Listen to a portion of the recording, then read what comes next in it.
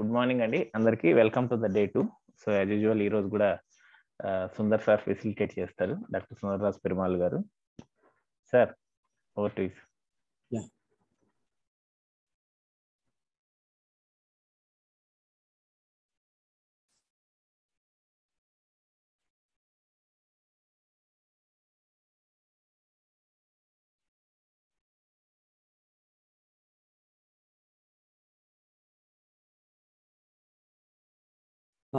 అందరికి good morning అండి, సుప్రభాతం. శ్రీనివాస్, నా ఆడియో క్లియర్ గా ఉందా? వాయిస్ క్లియర్ గా ఉందా? క్లియర్ గా ఉంది సార్, క్లియర్ గా. Okay, thank you. నిన్నను Q&A సెషన్ లో కూడా చాలా చక్కగా అందరూ యాక్టివ్ గా అటెండ్ అయ్యి మంచి మంచి ప్రశ్నలు అడిగారు. అండ్ ఈ బేసిక్ హ్యూమన్ ఆస్పిరేషన్ ఏదైతే ఉన్నదో, సంతోషంగా ఉండాలి, సమృద్ధితో ఉండాలి అనేటువంటి విషయము బాగా క్లియర్ గా అందరికీ అర్థమైంది అనేది నా ఎజంప్షన్ అనమాట. నేను అజ్యూమ్ చేసుకుంటున్నాను అందరికీ బాగా అర్థమైంది అని చెప్పి. ఇందులో ఏ విధమైన సందేహాలున్నా కూడా నన్ను కానీ, అలాగే మళ్ళీ ఇవాళ సాయంత్రం ఉండే Q&A సెషన్ లో కానీ, నెక్స్ట్ వచ్చే Q&A సెషన్స్ లో రెగ్యులర్ గా మీరు అడగండి. అయితే మనము నిన్న ఇచ్చిన ప్రపోజల్ ఏంటి అంటే, బేసిక్ హ్యూమన్ ఆస్పిరేషన్ ప్రతి మనిషికి కూడా, అతను ఏ పని చేస్తున్నా, ఎక్కడున్నా, ఎలాంటి యాక్టివిటీ చేస్తున్నా కూడా అల్టిమేట్ గా కోరుకునేది సంతోషము, సమృద్ధి అనేది ఒక ప్రపోజల్ మీ ముందు పెట్టడం జరిగింది. అది ఎంతవరకు మీకు యాక్సెప్టబుల్, దాన్ని మీ సహజ స్వీకృతి ఆధారంగా మీరు వెరిఫై చేయండి అని కూడా ప్రపోజల్ ఇవ్వడం జరిగింది అనమాట. సో ఈ హ్యాపీనెస్ అంటే ఏంటి, బేసిక్ గా చిన్న చిన్న డెఫినేషన్స్ ఇవ్వడానికి ప్రయత్నం చేస్తాము. సో అది మీకు ఓకేనా ఈ డెఫినేషన్, అది కూడా మీరు గమనించండి. ఇక్కడ happiness is a state of harmony with in one self, with other human beings and with the natural environment. నా లోపల నేను చక్కటి హార్మనీలో ఉన్నాను, చక్కటి బ్యాలెన్స్ లో ఉన్నాను, ఏ విధమైన డిస్టర్బెన్సెస్ లేకుండా మంచి సమతుల్యంలో ఉన్నాను. అలాగే నా చుట్టుపక్కల ఉండే వాళ్ళందరితో కూడా చక్కటి సహాస్తిత్వంలో ఉన్నాను, కలిసి బతకడానికి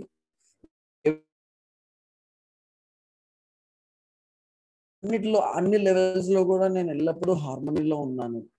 అటువంటి సంతోషం ఏదైతే ఉందో అది నా లోపల నుంచి వస్తుంది. అది వేరే వాళ్ళపైన ఆధారపడి కాదు, వేరే వాళ్ళు నా హ్యాపీనెస్ డిసైడ్ చేయట్లేదు, నా లోపల నుంచి వస్తుంది. అండ్ నా లోపల కావాల్సినటువంటి జ్ఞానం ఉన్నది, ప్రేమ ఉన్నది, ఆప్యాయత ఉన్నది, అన్ని రకాల మంచి భావాలు ఉన్నాయి, ఎల్లప్పుడూ కూడా పాజిటివ్ ఫీలింగ్స్ ఉన్నాయి నా లోపల. అండ్ నాకు కావాల్సినంత ఫిజికల్ ఫెసిలిటీస్ ఉన్నాయి, అందువల్ల నాకు ఎప్పుడు కూడా దేని గురించి భయము, కంగారు లేదు. అలాంటి స్థితిలో ఎల్లప్పుడూ ఉండడం అనేది సంతోషము అని మనం డిఫైన్ చేస్తున్నాం అన్నమాట. మామూలుగా సంతోషం అనేది బయట నుంచి వచ్చే పని అయితే, హ్యాపీనెస్ అనేది వేరే వాళ్ళ రిమోట్ కంట్రోల్తో మనల్ని ఆడించేలాగా ఉంటే కనుక, బయట నుంచి వచ్చే ప్రీ కండిషనింగ్స్ ద్వారా, మాన్యతల ద్వారా, లేకపోతే సెన్సేషన్ ద్వారా మనం హ్యాపీనెస్ వెతుక్కుంటుంటే కనుక, ఏ భౌతిక వస్తువుల ద్వారా, అంటే కార్ నుంచో లేకపోతే సెల్ ఫోన్ నుంచో. నిన్న ఈ సెషన్ అయిన తర్వాత మేము తెలిసిన వాళ్ళందరినీ, ఒక చుట్టాలు వస్తే, పతంజలి స్టేట్ ప్రెసిడెంట్ వస్తే అతన్ని, అలాగే వాళ్ళ అబ్బాయిని బీచ్కి తీసుకెళ్ళాం. బీచ్కి తీసుకెళ్తే బీచ్లో అనుకోకుండా ఖరీదైనటువంటి సెల్ ఫోన్ నాది, మా మిసెస్ది, ఇద్దరిది కూడా సముద్రంలో పడిపోయింది.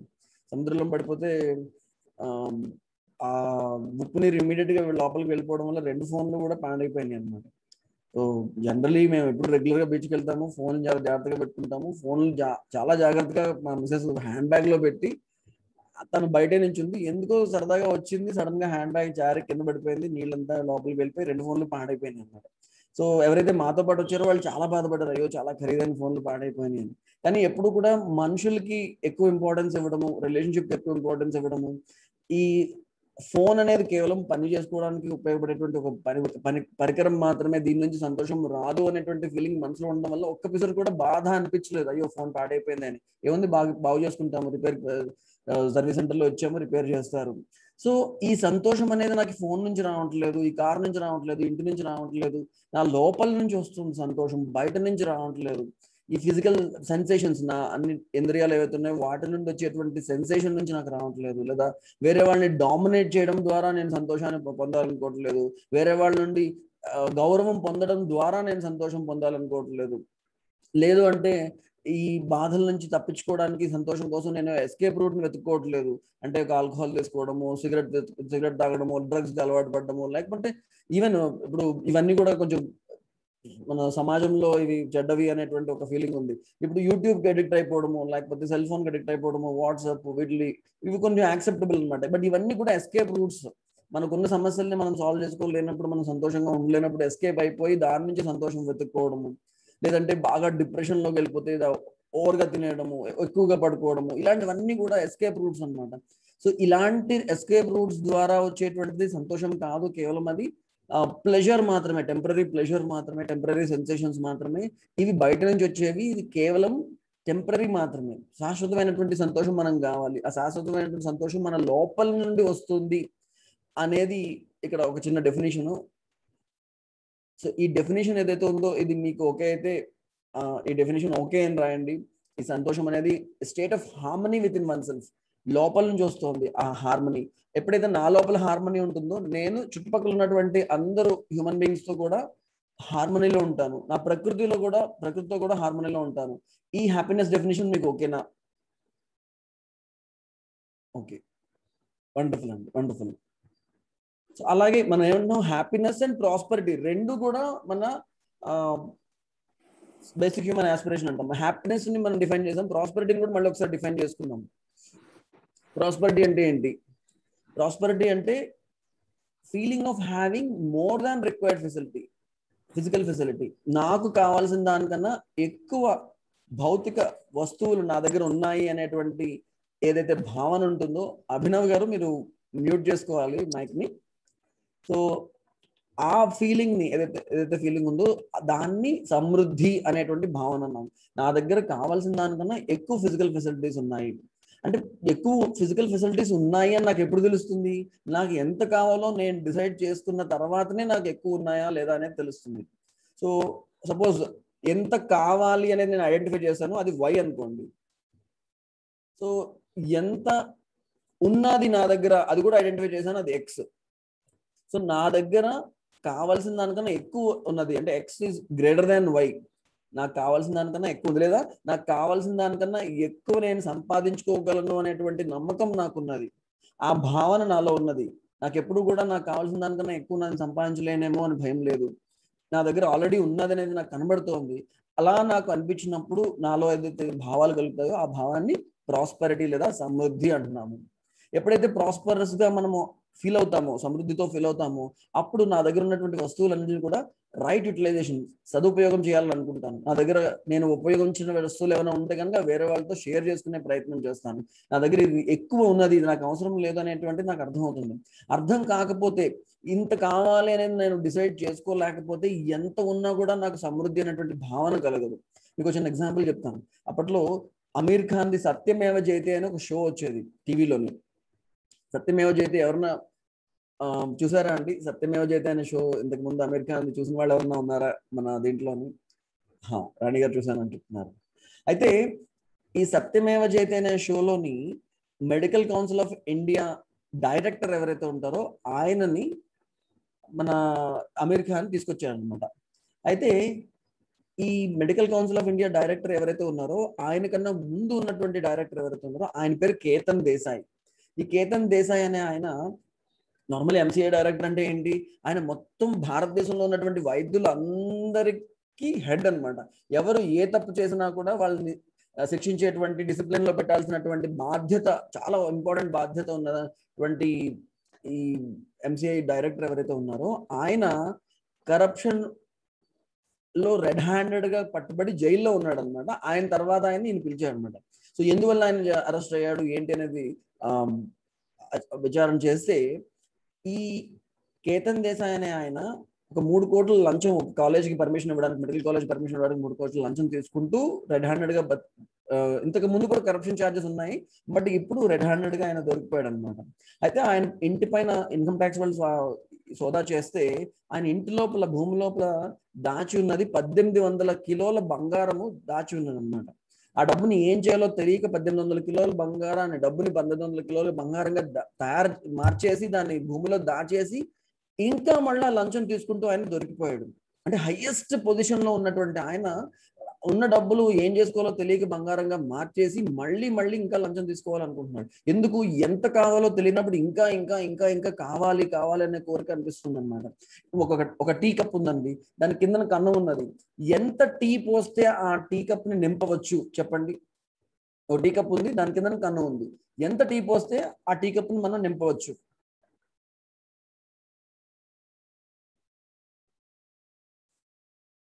కిందన కన్నం ఉన్నటువంటి టీ కప్ ని మనం నింపగలుగుతామా?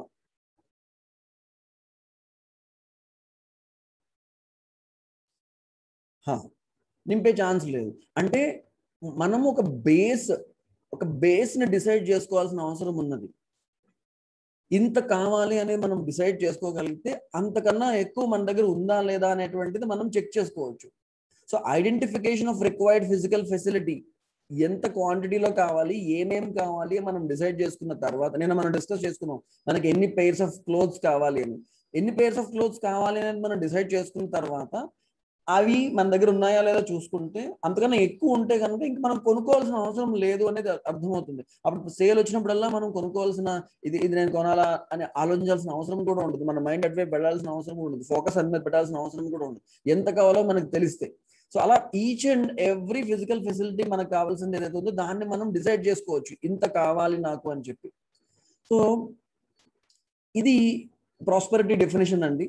Feeling of having more than required facility, physical facility. ఈ డెఫినేషన్ మీకు ఓకేనా? ఇది మా ప్రపోజల్. ప్రాస్పెరిటీ అంటే ఇదే అని కాదు, బట్ మనం ఇక్కడ మీకు ప్రస్తావనగా ఇస్తున్నటువంటి డెఫినేషన్ ఇది అన్నమాట. ఈ డెఫినేషన్ మీకు ఓకేనా? సో ఎవరైతే సమృద్ధి అనే భావనలో ఉండరో, మనసు లోపల ప్రాస్పెరిటీ అనేటువంటి ఫీలింగ్ ఉండదో, డిప్రవేషన్ లో ఉంటారు, వాళ్ళు ఏంటంటే ఇంకా ఇంకా సంపాదించాలి, ఇంకా ఇంకా సంపాదించాలి. ఆ సంపాదించడం కోసం వేరే వాళ్ళ సంపదను కొల్లగొట్టినా పర్వాలేదు, వేరే వాళ్ళని తొక్కేసినా అణిచేసినా పర్వాలేదు, ప్రకృతిని డిస్టర్బ్ చేసినా పర్వాలేదు, ప్రకృతిలో ఉండేటువంటి బ్యాలెన్స్ ని డిస్టర్బ్ చేసినా పర్వాలేదు, ఇంకా ఇంకా సంపాదించాలి, ఇంకా ఇంకా సంపాదించాలనే ఫీలింగ్ లో ఉంటారు అనమాట. సో ఆ గ్రీడ్ అనేది ఏదైతే ఉందో అది అన్లిమిటెడ్ గ్రీడ్ అండి. Nature has enough for our needs but not enough for hour greed అని చెప్తారు కదా. సో అంత గ్రీడ్ ఎప్పుడు ఉంటుంది అనమాట, మనకి ఎంత కావాలో తెలియనప్పుడు. సో ఇంకా ఇంకా ఎలాగో అలాగ ఏం చేసైనా సరే నేను నా డబ్బులు సంపాదించాలి, దానిలో ఎన్ని పక్కదారులు దొక్కినా కూడా పర్వాలేదు అనేటువంటి ఫీలింగ్ ఉంటుంది. అండ్ ఎప్పుడైతే ప్రాస్పరిటీ అనేటువంటి ఫీలింగ్ ఉండదో, ఇంకా ఇంకా ఇంటెలిజెన్స్ అవ్వాలి, ఎక్స్ప్లాయిట్ చేయాలి, ఇంకా ప్రాఫిట్ సంపాదించాలి, అది దాచుకోవాలి నా దగ్గర అనేటువంటి ఫీలింగ్ ఉంటుంది. వాళ్ళకి సరైన జ్ఞానాన్ని అందించి వాళ్ళకి సరైన సంస్కారాన్ని ఇస్తే వాళ్ళకి కావాల్సింది వాళ్ళే సంపాదించుకోగలుగుతారు అనేటువంటి ఫీలింగ్ ఉండదు. వాళ్ళందరికీ నేనే కూడబెట్టాలనే ఫీలింగ్ ఉంటుంది అనమాట. సో ఎప్పుడైతే మనము ఇవన్నీ దాచేస్తామో, ఎప్పుడైతే మనం దీన్ని అక్యూములేట్ చేసేస్తామో, వేరే వాళ్ళకి కావాల్సినంత మిగలదు. అప్పుడే ఎక్స్ప్లాయిటేషన్ వస్తుంది, అప్పుడే వార్ వస్తుంది, అప్పుడే డిస్క్రిమినేషన్ వస్తుంది అనమాట.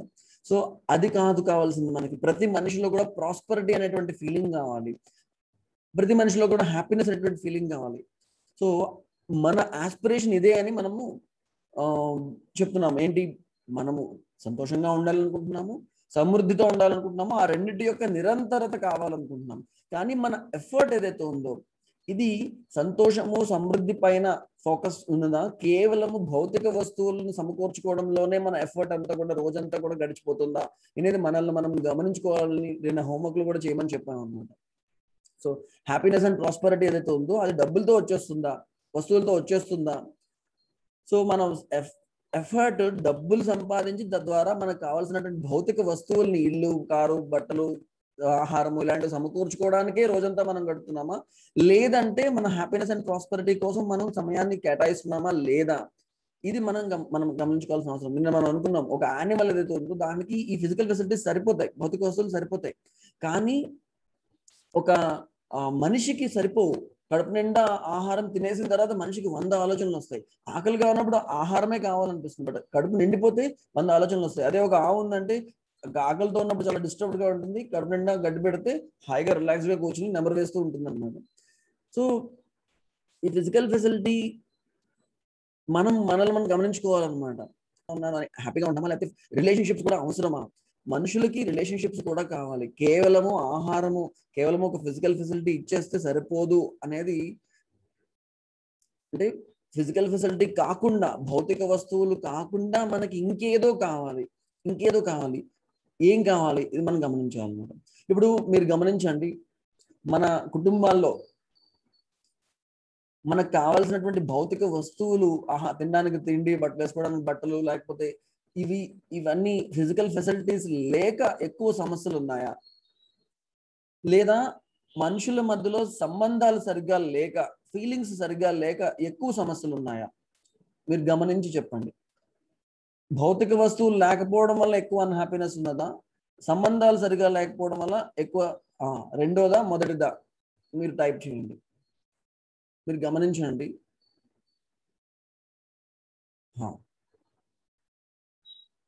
యునానిమస్ గా అందరూ కూడా సంబంధాలు సరిగా లేకపోవడం. ఇది చాలా మంది అంటారు, మన దగ్గర కాస్త డబ్బులు ఉన్నాయి కాబట్టి మనము రిలేషన్షిప్ గురించి ఆలోచిస్తున్నాం, డబ్బులు లేని వాళ్ళ పరిస్థితి ఏంటి అని కూడా అందరూ అంటారు. నేను ఈ వర్క్షాప్ కండక్ట్ చేసినప్పుడు మా ఒక చిన్న కుగ్రామంలో మేము ఒక హాస్పిటల్ కట్టుకున్నాము.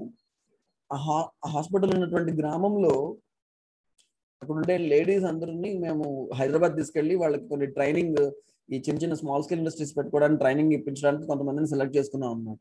వాళ్ళని సెలెక్ట్ చేసుకునే ముందు వాళ్ళకి ఈ వర్క్షాప్ కండక్ట్ చేశాము.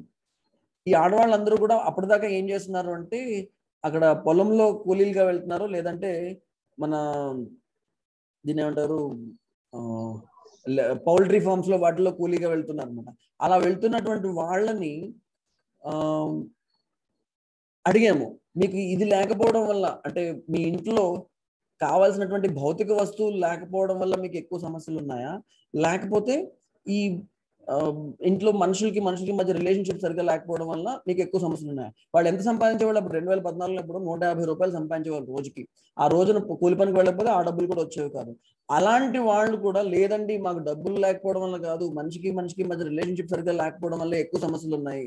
మా ఆయన వాళ్ళ అన్నయ్య వాళ్ళ తమ్ముడు ముగ్గురు విడిపోయి ఉన్నారు. ముగ్గురికి కలిసి ఒక ఎకరం పొలం ఉన్నది. ఆ ఎకరం పొలంలో ముగ్గురు డబ్బులు వేసుకుని ఒక మోటార్ పంపు కొనుక్కుంటే చక్కగా వ్యవసాయం చేసుకోవచ్చు. కానీ ఎవరు కలిసి ఉండరు, ఎవరికి కూలి పనికి వెళ్ళిపోతున్నారు, ఎవరు వ్యవసాయం చేయట్లేదు. ఇలా రకరకాల సమస్యలన్నీ కూడా రిలేషన్షిప్ సరిగ్గా లేకపోవడం వల్ల ఎక్కువ ఉన్నాయని చెప్పి ఈవెన్ అంత పేదరికంలో ఉన్న వాళ్ళు కూడా చెప్తున్నారు అనమాట.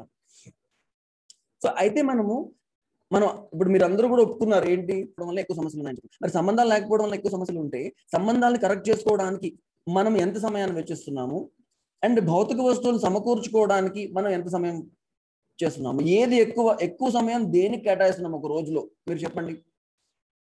ఫిజికల్ ఫెసిలిటీస్ కోసం ఎక్కువ సమయం కేటాయిస్తున్నామా, లేకపోతే రిలేషన్షిప్ పైన వర్క్ చేయడానికి మన తల్లిదండ్రులతో, మన పిల్లలతో, మన ఫ్రెండ్స్తో, మన భార్య భర్త మధ్యలో రిలేషన్షిప్ ని ఇంప్రూవ్ చేసుకోవడానికి ప్రతిరోజు ఎక్కువ సమయాన్ని కేటాయిస్తున్నామా, లేదంటే డబ్బులు సంపాదించుకోవడానికి దాని ద్వారా భౌతిక వస్తువులను అక్యుములేట్ చేసుకోవడానికి ఎక్కువ సమయం కేటాయిస్తున్నామా? ఇది మనం గమనించాల్సిన అవసరం ఉన్నది.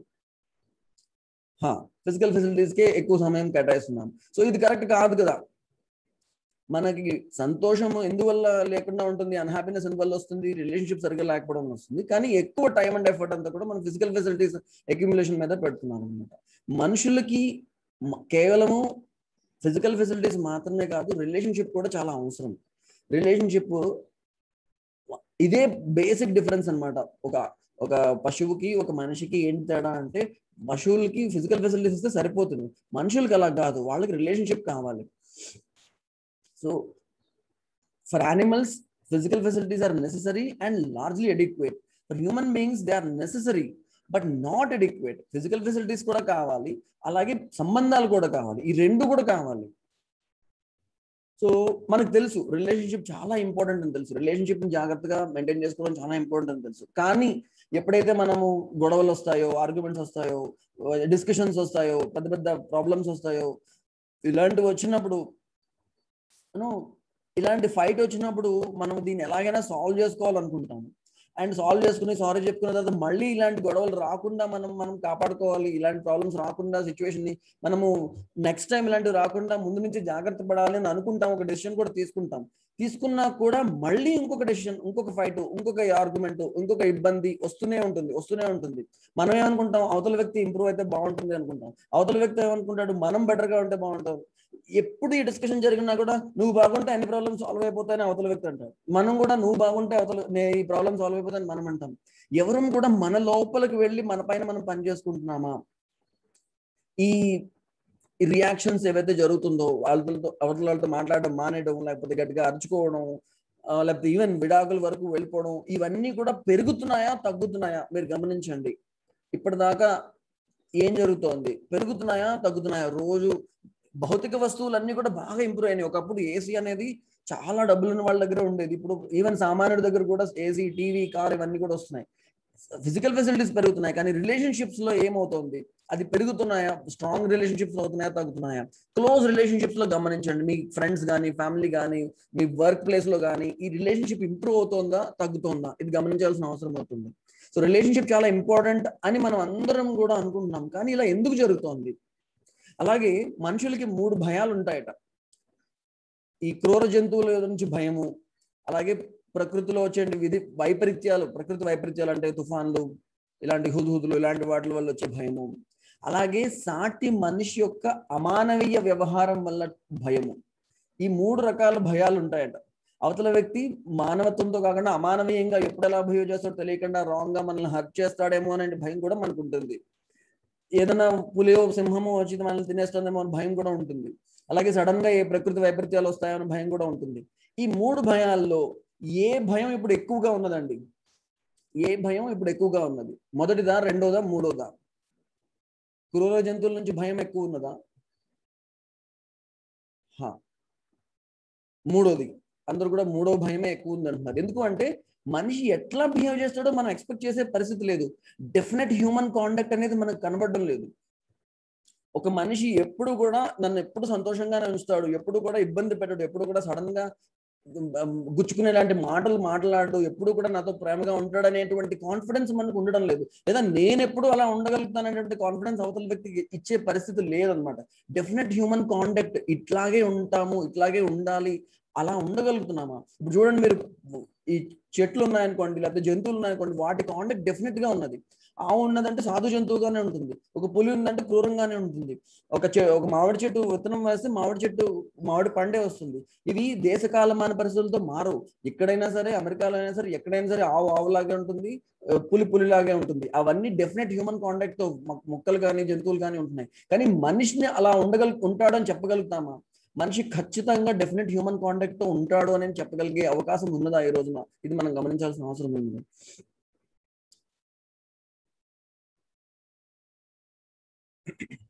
సో మనము ఒక సంబంధం ఉన్నప్పుడు సంబంధంలో ఎలా ఉండాలనుకుంటున్నాము? సంబంధంలో వ్యతిరేకత కోరుకుంటున్నామా, సత్సంబంధం కోరుకుంటున్నామా? So we believe living has to be necessary. ఇప్పుడు ప్రస్తుతం బయట ఎలా ఉందంటే కాంపిటీషన్. ప్రతి వాళ్ళతోటి మనం కంపీట్ అవ్వాలి, మనం ముందు రావాలి, struggle for survival of the fittest.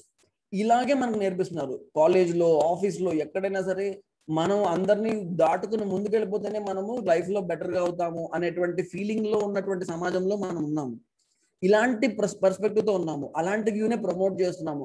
మనం పిల్లలు చెప్పినప్పుడు కూడా నువ్వు ఫస్ట్ రావాలి, నువ్వు అందరికన్నా బెటర్ గా ఉండాలి, నువ్వు ఎక్కువ మార్కులు తెచ్చుకోవాలని చెప్తున్నాం. ఈవెన్ మనం ఏం చెప్తాం? ఎవరిని నమ్మద్దు అని చెప్తాం. తల్లిదండ్రులు పిల్లలకి ఎవరిని నమ్మదు, జాగ్రత్తగా ఉండంటాం. వాళ్ళు ఏం చేస్తారు? ఆ నమ్మకపోవడం అనేది మనతోనే స్టార్ట్ చేస్తారు, ముందు తల్లిదండ్రులే నమ్మరు అనమాట. సో ఇలాంటి పరిస్థితి మనకి, అంటే ఏ విధమైనటువంటి సమాజాన్ని మనం తయారు చేసుకుంటున్నామో మనం గమనించుకోవాల్సిన అవసరం ఉన్నది. మనకి ఇవన్నీ అంటే ఈ రిలేషన్షిప్ సరిగ్గా ఉండాలి, రిలేషన్షిప్ చాలా అవసరం అని మనకు తెలుసు. కానీ అలా రిలేషన్షిప్ ని కరెక్ట్ గా ఉంచుకోవడానికి మనకి ఏం కావాలో తెలుసా? మనకి కావాల్సినటువంటి రైట్ అండర్స్టాండింగ్ ఉన్నదా? ఈ రైట్ అండర్స్టాండింగ్ ఒక రిలేషన్షిప్ ని, ఒక సంబంధాన్ని సత్సంబంధంగా మార్చుకోవాలి అంటే మన లోపల రైట్ అండర్స్టాండింగ్ ఉండాలి, ఆ రిలేషన్షిప్ పట్ల అవగాహన ఉండాలి. రైట్ అండర్స్టాండింగ్ కూడా మనిషికి కావాలి, ఫిజికల్ ఫెసిలిటీస్ కావాలి, రిలేషన్షిప్ కావాలి, రైట్ అండర్స్టాండింగ్ కూడా కావాలి అనేది ఇక్కడ ప్రపోజల్ అనమాట. మనకి ఒక రిలేషన్షిప్ గురించి ఫుల్ క్లారిటీ ఉన్నది, అప్పుడే మనం ఆ రిలేషన్షిప్ ని ఫుల్ఫిల్ చేయగలుగుతాం అనమాట. ఈ క్లారిటీ అనేది మనకి ఉన్నదా? మనకి ఎంత ఫిజికల్ ఫెసిలిటీస్ కావాలి, రిలేషన్షిప్ ఎలా కావాలి అనే క్లారిటీ ఉందా? లేదా మనం కేవలం అజ్యూమ్ చేసుకుంటున్నామా? వాళ్ళు చెప్పిన దాన్ని బట్టి, వీళ్ళు చెప్పిన దాన్ని బట్టి, మనకు వచ్చినటువంటి మాన్యతల ఆధారంగా చుట్టుపక్కల నుంచి, ఇగో నీకు ఇంత కావాలి, నీకు ఇంత డబ్బులు కావాలి, నీకు ఈ వస్తువులు కావాలి అని యాడ్స్ లో వాటిలో చెప్తుంటే, ఈ వస్తువులు ఉంటే నువ్వు సంతోషంగా ఉంటావు అని అందరూ చెప్తుంటే నిజమే అనుకుంటున్నామా? అజ్యూమ్ చేసుకుంటున్నామా? లేకుంటే మనకి రైట్ అండర్స్టాండింగ్ ద్వారా, మన లోపల జ్ఞానము, మన లోపల సాక్షాత్కారం ద్వారా ప్రతిదీ మనం తెలుసుకుంటున్నామా లేదా? అజ్యూమ్ చేసుకోవడం అంటే ఎలా ఉంటుందంటే, మీకు ఒక ఎగ్జాంపుల్ చెప్తాను. ఇప్పుడు మీకు ఒంట్లో బాగాలేదు, డాక్టర్ దగ్గరికి వెళ్ళారు, డాక్టర్ గారు ఏమో ఇంజక్షన్ చేసుకోమని చెప్పి ఈ పలానా ఇంజక్షన్ రాసిచ్చారు. అక్కడ రూమ్ లో నర్సు ఉంటుంది, ఆవిడ దగ్గరికి వెళ్ళి ఇంజక్షన్ చేసుకోండి అని చెప్పారు. మీరు ఆ ప్రిస్క్రిప్షన్ పట్టుకుని రూమ్ లో నర్స్ దగ్గరికి వెళ్ళారు. ఆ నర్స్ ఒక తెల్ల కోట్ వేసుకుని కూర్చుని ఉన్నది, ఆవిడ ఇంజెక్షన్ ఇవ్వడానికి రెడీ అవుతుంది అనమాట. సో ఇప్పుడు ఇంజెక్షన్ ఇవ్వాలి అంటే ఆ సూది మీ శరీరంలో గుచ్చాలి. శరీరంలో గుచ్చినప్పుడు శరీరము ఆ సూదిని ఐడెంటిఫై చేస్తుంది. తనకన్నా షార్ప్ గా, తనకన్నా గట్టిగా ఉన్నటువంటి ఏదైనా వస్తువు తను గట్టిగా దానిపైన ప్రెస్ చేస్తే, ప్రెషర్ పెడితే శరీరం దాన్ని ఎలో చేస్తుంది, లోపలికి ఎలో చేస్తుంది అనమాట. అది ఎవరు గుచ్చినా కూడా అలౌ చేస్తుంది. నర్సు గుచ్చినా, డాక్టర్ గుచ్చినా, దొంగ గుచ్చినా కూడా శరీరం అలౌ చేస్తుంది. శరీరం తాలూకా కాంటాక్ట్ డిఫరెంట్ గా ఉంటుంది అనమాట. అయితే ఇప్పుడు ఎవరు పడితే వాళ్ళు గుచ్చితే మనం అలౌ చేస్తామా? అలౌ చేయము. ఇప్పుడు కిటికీలోంచి ఎవరో చెప్పారు, ఏంటి ఇక్కడ నువ్వు అమ్మాయి చేత ఇంజక్షన్ చేయించుకుంటున్నావు, అమ్మాయి నర్సు కాదు, అమ్మాయి ఒక మెంటల్ పేషెంట్, ఇప్పుడే అక్కడ ఉన్న నర్సుని కొట్టేసి ఆవిడ ఆప్రాన్ వేసేసుకుని కూర్చున్నది, ఆవిడ ఏదైనా ఇంజక్షన్ ఇచ్చేయగలదు, జాగ్రత్త అని ఎవరో కిటికీలోని చెప్పారు. ఇప్పుడు ఇలా చెప్పగానే మీరు ఇంజెక్షన్ తీసుకుంటారా?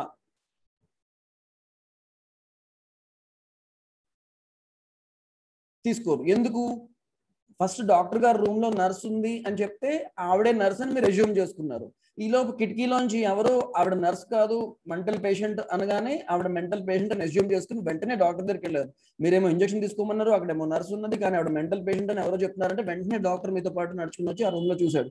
చూస్తే అక్కడ నర్స్ ఉంది. ఈవిడ మెంటల్ పేషెంట్ కాదు, ఈవిడ నర్సే, ఈవిడ ఎప్పటి నుంచో నా దగ్గర పనిచేస్తోంది, ఇందాక నీకు కిటికీలోంచి చెప్పాడే అతనే మెంటల్ పేషెంట్, అతనే పిచ్చోడు, హాస్పిటల్ నుంచి పరిగెత్తుకుని వచ్చేసాడు అని డాక్టర్ గారు చెప్పారు. ఇప్పుడు డాక్టర్ గారు చెప్పారు కాబట్టి again you are assuming that this person is a nurse and మళ్ళీ మీరు ఇంజక్షన్ తీసుకోవడానికి సిద్ధమవుతారు.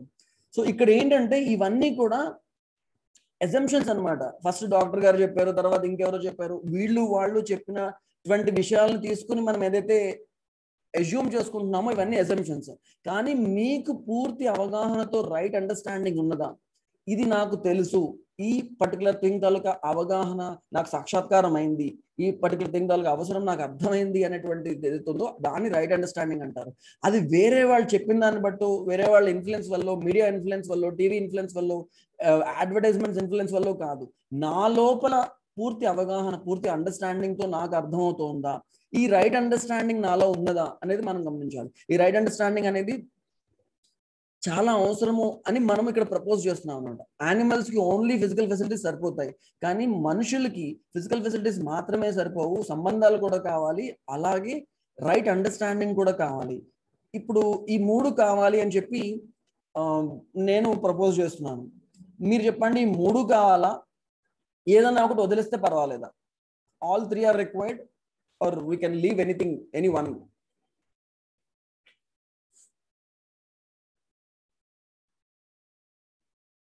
మూడు కావాలి, అన్నీ కావాలి. యా, ఏదైనా వదిలేయగలమా?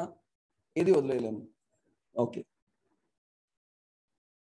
అయితే ఇప్పుడు మనము ఈ మూడు కావాలి అనుకున్నప్పుడు మూడింటి పైన మనం వర్క్ చేస్తున్నామా లేదా ఒక్కదానిపైన వర్క్ చేస్తున్నామా, ఇది మనల్ని మనం గమనించుకోవాల్సిన అవసరం ఎంతైనా ఉన్నది. అండ్ ఈ మూడు కావాలి అనుకున్నప్పుడు ఇందులో ప్రయారిటీ ఏంటండి? ఏది ఫస్ట్, ఏది మోస్ట్ ఇంపార్టెంట్, ఏది సెకండ్ బెస్ట్, ఏది థర్డ్ బెస్ట్? మూడు కావాలి. అందరికీ ఫిజికల్ ఫెసిలిటీస్ కావాలి, అందరికీ సత్సంబంధాలు కావాలి, అందరికీ రైట్ అండర్స్టాండింగ్ కావాలి. బట్ ఇందులో ప్రయారిటీ ఏదండి? ఏది ఫస్ట్ ప్రయారిటీ? ఈ రైట్ అండర్స్టాండింగ్ 1 అనుకోండి, రిలేషన్షిప్ 2 అనుకోండి, ఫిజికల్ ఫెసిలిటీ 3 అనుకోండి, ఈ మూడిట్లో ఏది ఫస్ట్ ప్రయారిటీ?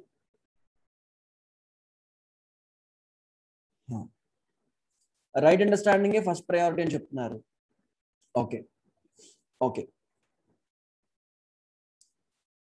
ఓకే సో మీరు చెప్పిన దాని ప్రకారం 1, 2, 3 వెంకటేశ్వర గారు చెప్తున్నారు.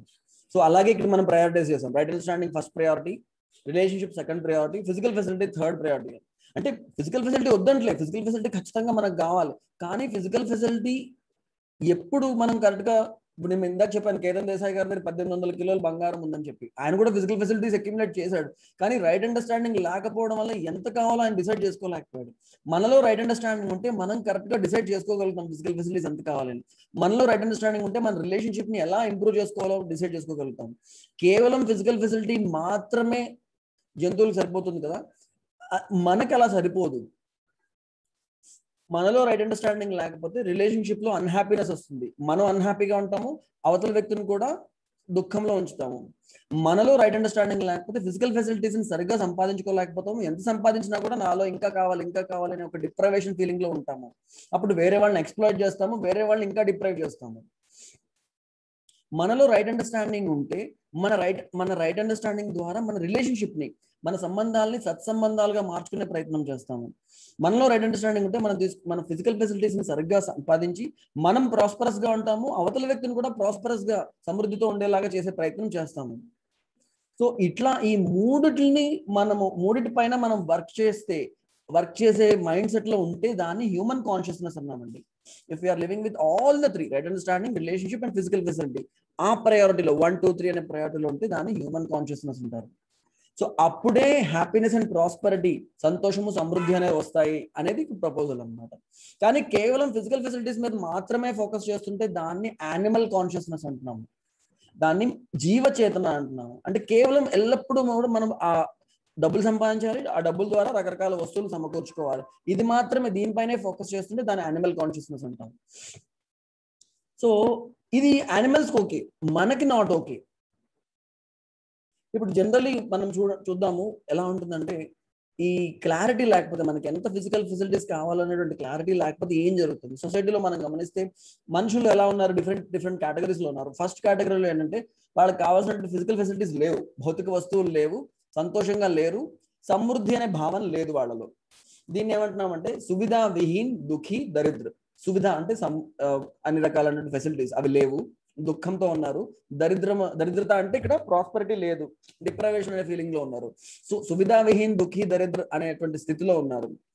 సో ఈ స్థితి నుంచి బాగా డబ్బులు సంపాదించి ఈ సువిధ లేదా ఫిజికల్ ఫెసిలిటీస్ సంపాదించుకున్నా కూడా కంటిన్యూస్ హ్యాపీనెస్ అనే ఫీలింగ్ లేదు, అలాగే సమృద్ధి అనేటువంటి ఫీలింగ్ లేదు. ఈ రెండు లేకపోతే ఏమవుతుంది, సువిధ సంపన్ను అంటే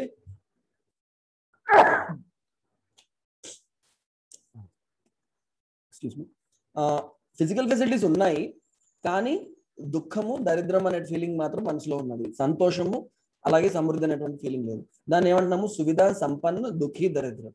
ఇప్పుడు మన ఎడ్యుకేషన్ సిస్టమ్ అంతా కూడా ఈ 1 నుంచి 2కి తీసుకెళ్తుంది. మన దగ్గర డబ్బులు లేవు, సంతోషం లేదు, సమృద్ధి లేదు. మనం బాగా చదువుకుని మంచి జాబ్ సంపాదించడం, డబ్బులు సంపాదించుకున్నాం. ఆ డబ్బులు సంపాదించుకోవడం వల్ల రకరకాల సువిధ అంటే ఫిజికల్ ఫెసిలిటీస్ ని తయారు చేసుకున్నాం, సమకూర్చుకున్నాం. సో సమకూర్చుకున్నాం కానీ మన లోపల నిరంతర సుఖం లేదు, సమృద్ధి అనే భావం లేదు. సో సువిధా విహీన్ దుఃఖీ దరిద్రం నుంచి సువిధా సంపన్న దుఃఖీ దరిద్ర స్థితికే వెళ్తున్నాం. అది ఓకేనా? నెక్స్ట్ లెవెల్ ఏంటి, సువిధా సంపన్న సుఖీ సమృద్ధి. అంటే మన దగ్గర ఫిజికల్ ఫెసిలిటీస్ కావాల్సినంత ఉన్నాయి, సుఖము సంతోషము కూడా ఉంది. So having physical facility and feeling happiness and prosperity, ఈ స్థితికి మనం వెళ్ళాలి. సో ఫస్ట్, సెకండ్, థర్డ్, ఈ 3 స్థితుల్లో మనం ఎక్కడున్నాము అనేది మనల్ని మనం గమనించుకోవాల్సిన అవసరం ఉన్నది. మనం 1లో ఉన్నామా, 2లో ఉన్నామా, 3లో ఉన్నామా, మనం ఎక్కడ ఉండాలనుకుంటున్నాం ఇది చెప్పండి మీరు. మనం ఏ స్థితిలో ఉండాలనుకుంటున్నాం? కేవలం ఫిజికల్ ఫెసిలిటీస్ తో సరిపోతుందా అంటే సెకండ్ స్టేజ్ సరిపోతుందా, థర్డ్ స్టేజ్ లోకి వెళ్ళాలనుకుంటున్నామా, ఎక్కడ ఉండాలి అని మనం అనుకుంటున్నాము? మీరు గమనించండి. నిన్న నువ్వు చాలా బాగా ఈ ఇంటరాక్షన్ లో బాగా వెంటనే ఆన్సర్స్ చెప్పారు నిన్న. సో ఇది ఒక లైఫ్ లెస్ మానిటరింగ్ చూస్తూ మాట్లాడుతుంటాం కాబట్టి మీరు చాట్ విండోలో టకటక చెప్తుంటే నాకు యాక్టివ్ గా చాలా బాగుంటుంది అనమాట. Yeah, thank you so much అండి. సో థర్డ్ స్టేట్ లో మనం ఉండాలని అనుకుంటున్నాం, సువిధా సంపన్న సుఖీ సమృద్ధి అనే స్థితిలో ఉండాలని అనుకుంటున్నాం. అయితే మరి కావాల్సిన వస్తువులు అందరికీ, ప్రపంచంలో అందరికీ ఎక్కడ వచ్చేస్తాయండి అని అనుకోవచ్చు. మీరు గమనిస్తే కనుక రీసెంట్లీ చాలా వరల్డ్ హెల్త్ ఆర్గనైజేషన్ వాళ్ళు, యూనిసెఫ్ వాళ్ళ రిపోర్ట్స్ ప్రకారము, ఇప్పుడు మీకు చూపిస్తున్న స్లైడ్ ఏమో కొంచెం పాతది, రీసెంట్ రిపోర్ట్ ప్రకారము ఏం చెప్తున్నారంటే, మొత్తం ప్రపంచంలో ఉన్నటువంటి ఎన్ని కోట్ల మంది ఉన్నారో అన్ని కోట్ల మందికి ఎన్ని ఆహార ధాన్యాలు కావాలో, తిండి గింజలు కావాలో, ఫుడ్ ఎంత కావాలో దానికి 7 రెట్లు ఆహారము మనం ప్రొడ్యూస్ చేస్తున్నామంట. ప్రతి సంవత్సరం కూడా మనకు కావాల్సిన దానికన్నా 7 రెట్ల ఆహారం మనం ప్రొడ్యూస్ చేస్తున్నాం. 7 రెట్లు అండి. ఇది యూనిసెఫ్ వాళ్ళు, WHO వాళ్ళు వీళ్ళందరూ ఇచ్చిన రిపోర్ట్ ప్రకారం అన్నమాట. 7 రెట్లు. యునైటెడ్ నేషన్స్ వాళ్ళు, UNO వాళ్ళు ఇచ్చినటువంటి స్టాటిస్టిక్స్ ప్రకారము 7 times of food is being produced. మనకు కావాల్సిన దానికన్నా 7 రెట్లు. మరి 7 రెట్లు ఆహారం ప్రొడ్యూస్ చేస్తున్నా కూడా ఎంతో మంది ఆకలితో చనిపోతున్నారు. ప్రతి 7గురిలో ఒక వ్యక్తి ఆకలితో నిద్రపోతున్నట్టు ప్రపంచం మొత్తంలోని. ఎన్నో ఆకలి చావులు చూస్తున్నాము. మాల్ న్యూట్రిషన్ వల్ల ఎంతో మంది పిల్లలు చనిపోతున్నారు. అండ్ ఎన్నో తిండి గింజలు వేస్ట్ అయిపోతున్నాయి, కుళ్ళిపోతున్నాయి, గోదాముల్లో హోర్డింగ్ అయిపోతుంది. సో ఇక్కడ మన ఫోకస్ ఎక్కడ ఉంది? మనం ఏం చేస్తున్నాము? ఇంకా ఎక్కువ ప్రొడక్షన్ పెంచాలి, ఇంకా ఎక్కువ ఎరువులు వేసి, ఇంకా ఎక్కువ పురుగు మందులు వేసి, ఇంకా జెనెటికలీ మోడిఫైడ్ సీడ్స్ తయారు చేసి ఇంకా ఎక్కువ దిగుబడి పెంచాలని ప్రయత్నిస్తున్నాం అందరూ కూడా. ఇంకా ఎక్కువ ఫిజికల్ ఫెసిలిటీస్ సంపాదించాలని చూస్తున్నాం. కానీ ప్రాబ్లం ఎక్కడ వస్తుంది? ప్రాబ్లం ఇప్పుడు మన ఇంకా ఎక్కువ ప్రొడక్షన్ చేస్తే ఈ ప్రాబ్లం సాల్వ్ అయిపోతుందా? ఈ ఎక్కువ మంది ఆకలితో ఉండిపోవడం అనేది ప్రొడక్షన్ లేకపోవడం వల్ల ప్రాబ్లం వస్తుందా? డిస్ట్రిబ్యూషన్ సరిగా లేకపోవడం వల్ల ప్రాబ్లం వస్తుందా? ప్రొడక్షన్ లేకపోవడం వల్ల ప్రాబ్లం వస్తుందా? డిస్ట్రిబ్యూషన్ లేకపోవడం వల్ల ప్రాబ్లం వస్తుందా అండి? డిస్ట్రిబ్యూషన్ సరిగా లేకపోవడం వల్ల ప్రాబ్లం వస్తుంది. ఈ డిస్ట్రిబ్యూషన్ సరిగా లేదు అంటే, పంపిణీ సరిగా అవట్లేదు అంటే దానికి కారణం ఏంటి? కారణం ఏమిటి? రిలేషన్షిప్ లో ప్రాబ్లం ఉన్నది. ఈ చుట్టుపక్కల ఉన్న వాళ్ళందరూ నా వాళ్ళు అనేటువంటి ఫీలింగ్ నాకు ఉంటే కనుక అందరూ కూడా ఆకలితో ఉండకుండా ఉండేలాగా, అందరి కడుపు నిండేలాగా నేను అట్లీస్ట్ నా చుట్టుపక్కల ఉన్న వాళ్ళ బాగోగులు నేను చూసుకోగలుగుతాను. అలా అందరూ ప్రతి ఒక్కరు చుట్టుపక్కల ఉన్న వాళ్ళ బాగోగులు చూసుకుంటే ఎవరు కూడా ఆకలితో పడుకునే అవకాశం ఉండదు. సో డిస్ట్రిబ్యూషన్ లో ప్రాబ్లం వస్తుంది అంటే అది రిలేషన్షిప్ లో ప్రాబ్లం వస్తుంది. అండ్ రిలేషన్షిప్ లో ప్రాబ్లం వస్తుంది అంటే ఆ రిలేషన్షిప్ ప్రాబ్లం ఎందువల్ల వస్తుంది? ల్యాక్ ఆఫ్ రైట్ అండర్స్టాండింగ్ వల్ల వస్తుంది. రైట్ అండర్స్టాండింగ్ లేకపోవడం వస్తుంది. ఆ రైట్ అండర్స్టాండింగ్ ఎందుకు లేదు అంటే ఆ రైట్ అండర్స్టాండింగ్ ని పెంపొందింపజేసేటువంటి విద్యా వ్యవస్థ ఇప్పుడు మనకి లేదు. దానివల్ల ప్రాబ్లం వస్తుంది. మీకు ఒక ఎగ్జాంపుల్ చెప్తాను. మీరు ట్రైన్లో ప్రయాణిస్తున్నారు, నేను ట్రైన్లో ప్రయాణిస్తున్నాను.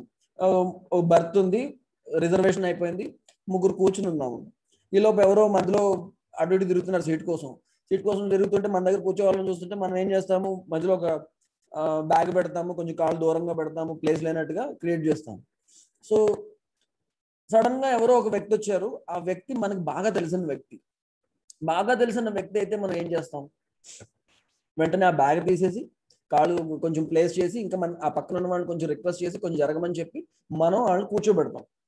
లేదా ఇంకా మనం బాగా గౌరవించే మన టీచరు లేకపోతే మన గురుగారు ఎవరో వచ్చారు, అప్పుడు మనం ఏం చేస్తాము? మనం లేచి వాళ్ళని కూర్చోబెడతాం. ఇక్కడ ఎందుకు ఫస్ట్ ఎవరో వ్యక్తి వచ్చినప్పుడు మనం ప్లేస్ ఎందుకు ఇవ్వలేదు? ఈ కొత్త వ్యక్తి, మనకు తెలిసిన వ్యక్తి వస్తే మనం ఎందుకు ప్లేస్ ఇచ్చాము? ఈ కొత్త వ్యక్తి ఎవరో మనకు తెలియదు. We feel that we are not related to the other person. ఎప్పుడైతే అవతల వ్యక్తితో మనం రిలేటెడ్ కాదు అనుకుంటామో మనం ప్లేస్ అది ఇవ్వము.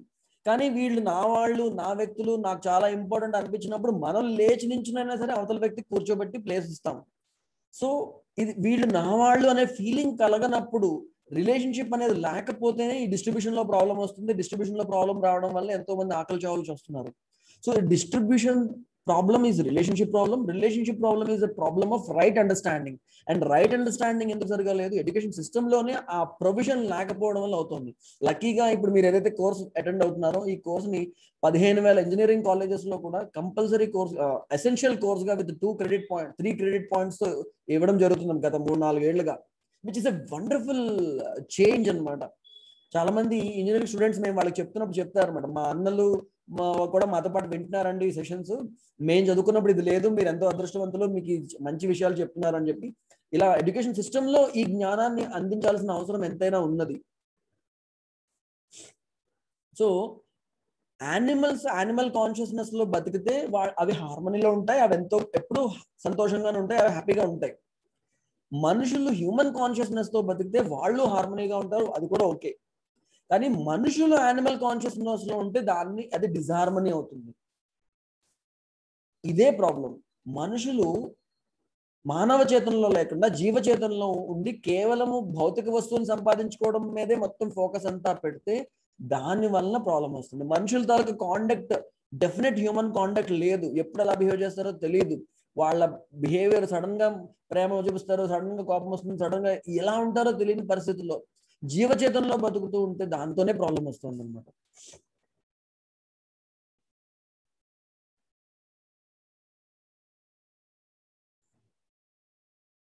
సో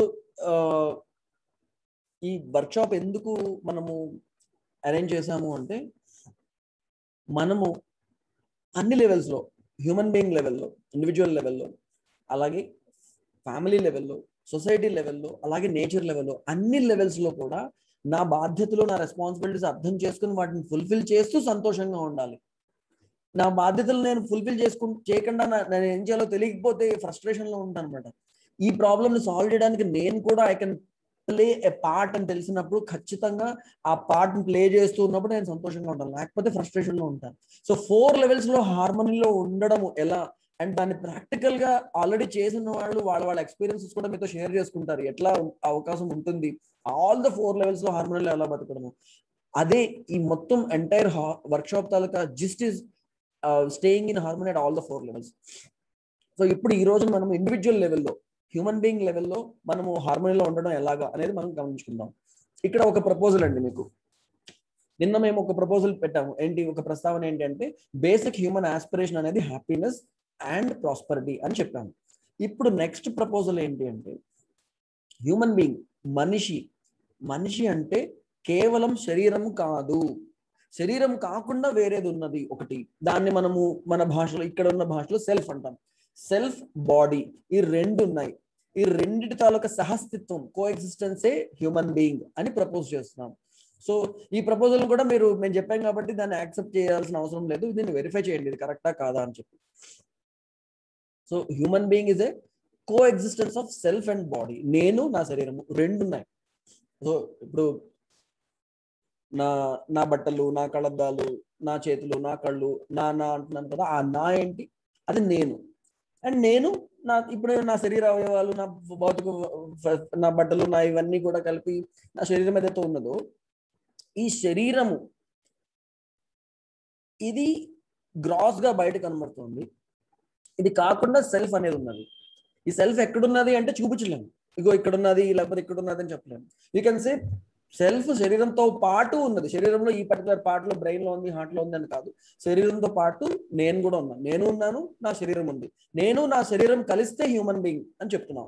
అది ప్రపోజల్ అనమాట.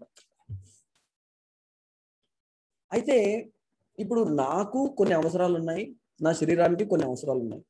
ఓకే, నా అవసరాలు ఏంటి, నా శరీరానికి తాలూకు అవసరాలు ఏంటి, ఇది మనం గమనించాల్సిన అవసరం ఉంది. ఇక్కడ ప్రపోజల్ ఏంటి అంటే నా శరీరానికి కొన్ని భౌతిక వస్తువులు కావాలి. ఆ భౌతిక వస్తువులతో ఏం చేయాలి? నేను నా శరీరానికి పోషణగా ఇవ్వాలి, రక్షణ ఇవ్వాలి, అలాగే శరీరాన్ని రైట్ యూటిలైజేషన్ అంటే సదుపయోగం చేసుకోవాలి. ఇది నా అవసరం, శరీరం తాలూకా అవసరము. పోషణ, రక్షణ, సదుపయోగము, ఇవి శరీరం తాలూకా అవసరాలు అని ప్రపోజ్ చేస్తున్నాం. ఓకే, అలాగే నాకు కొన్ని అవసరాలు ఉన్నాయి. ఏం కావాలి? నాకు సంతోషం కావాలి. ఎప్పుడు కూడా సంతోషంతో నేను ఉండాలి. దానికి చాలా రకాలైనటువంటి భావాలు కావాలి నాలో. అంటే విశ్వాసం కావాలి, గౌరవం కావాలి, ఆప్యాయత కావాలి, ప్రేమ కావాలి, వాత్సల్యం కావాలి. ఇలాంటి భావాలన్నీ కూడా నాలో ఉంటే నేను సంతోషంగా ఉంటాను. సో నా అవసరము సంతోషము, నా శరీరానికి అవసరాలు పోషణ, రక్షణ, సదుపయోగం. ఇది అగైన్ ప్రపోజల్ అనమాట. సో ఈ ప్రపోజల్స్ మేము ఏవైతే పెడుతున్నామో వీటిలో ఎక్కడైనా మీకు ఇది కాదు, మీరు చెప్తుంది కరెక్ట్ కాదు అని మీకు అనిపిస్తే వెంటనే you can just type in the chat window. నేను చూస్తున్నాను కరెక్ట్ అనిపించిన వాళ్ళందరూ కూడా ఎస్ఎస్ అని చెప్తున్నారు. సో కాదు అనిపిస్తే వెంటనే మీరు పాయింట్అవుట్ చేయండి ఏదైనా ప్రపోజల్ కరెక్ట్ కాదు అనిపిస్తే. సో నెక్స్ట్ ప్రపోజల్ ఏంటి అంటే శరీరానికి కావాల్సిన ఏవైతే అవసరాలు ఉన్నాయో అవి కంటిన్యూస్ గా అవసరం లేదు. భౌతిక వస్తువులు ఏవైనా సరే, ఆహారం కావచ్చు, బట్టలు కావచ్చు, లేకపోతే ఇల్లు కావచ్చు, ఏవైనా సరే ఇవి కంటిన్యూస్ గా అవసరం లేదు. ఇప్పుడు అన్నం తినాలండి, శరీరానికి పోషణ అవసరం. అన్నం కంటిన్యూస్ గా కావాలా ఆహారము. పొద్దున్న ఒకసారి కావాలి, మధ్యాహ్నం ఒకసారి కావాలి, రాత్రి ఒకసారి కావాలి. అలాగే ఏదైనా కూడా any physical facility is not needed continuously, టెంపరీగానే కావాలి అని ప్రపోజల్ అనమాట. లేదా ఏదైనా ఒక ఫిజికల్ ఫెసిలిటీ కంటిన్యూస్ గా కావాలా మీరు గమనించి చెప్పండి.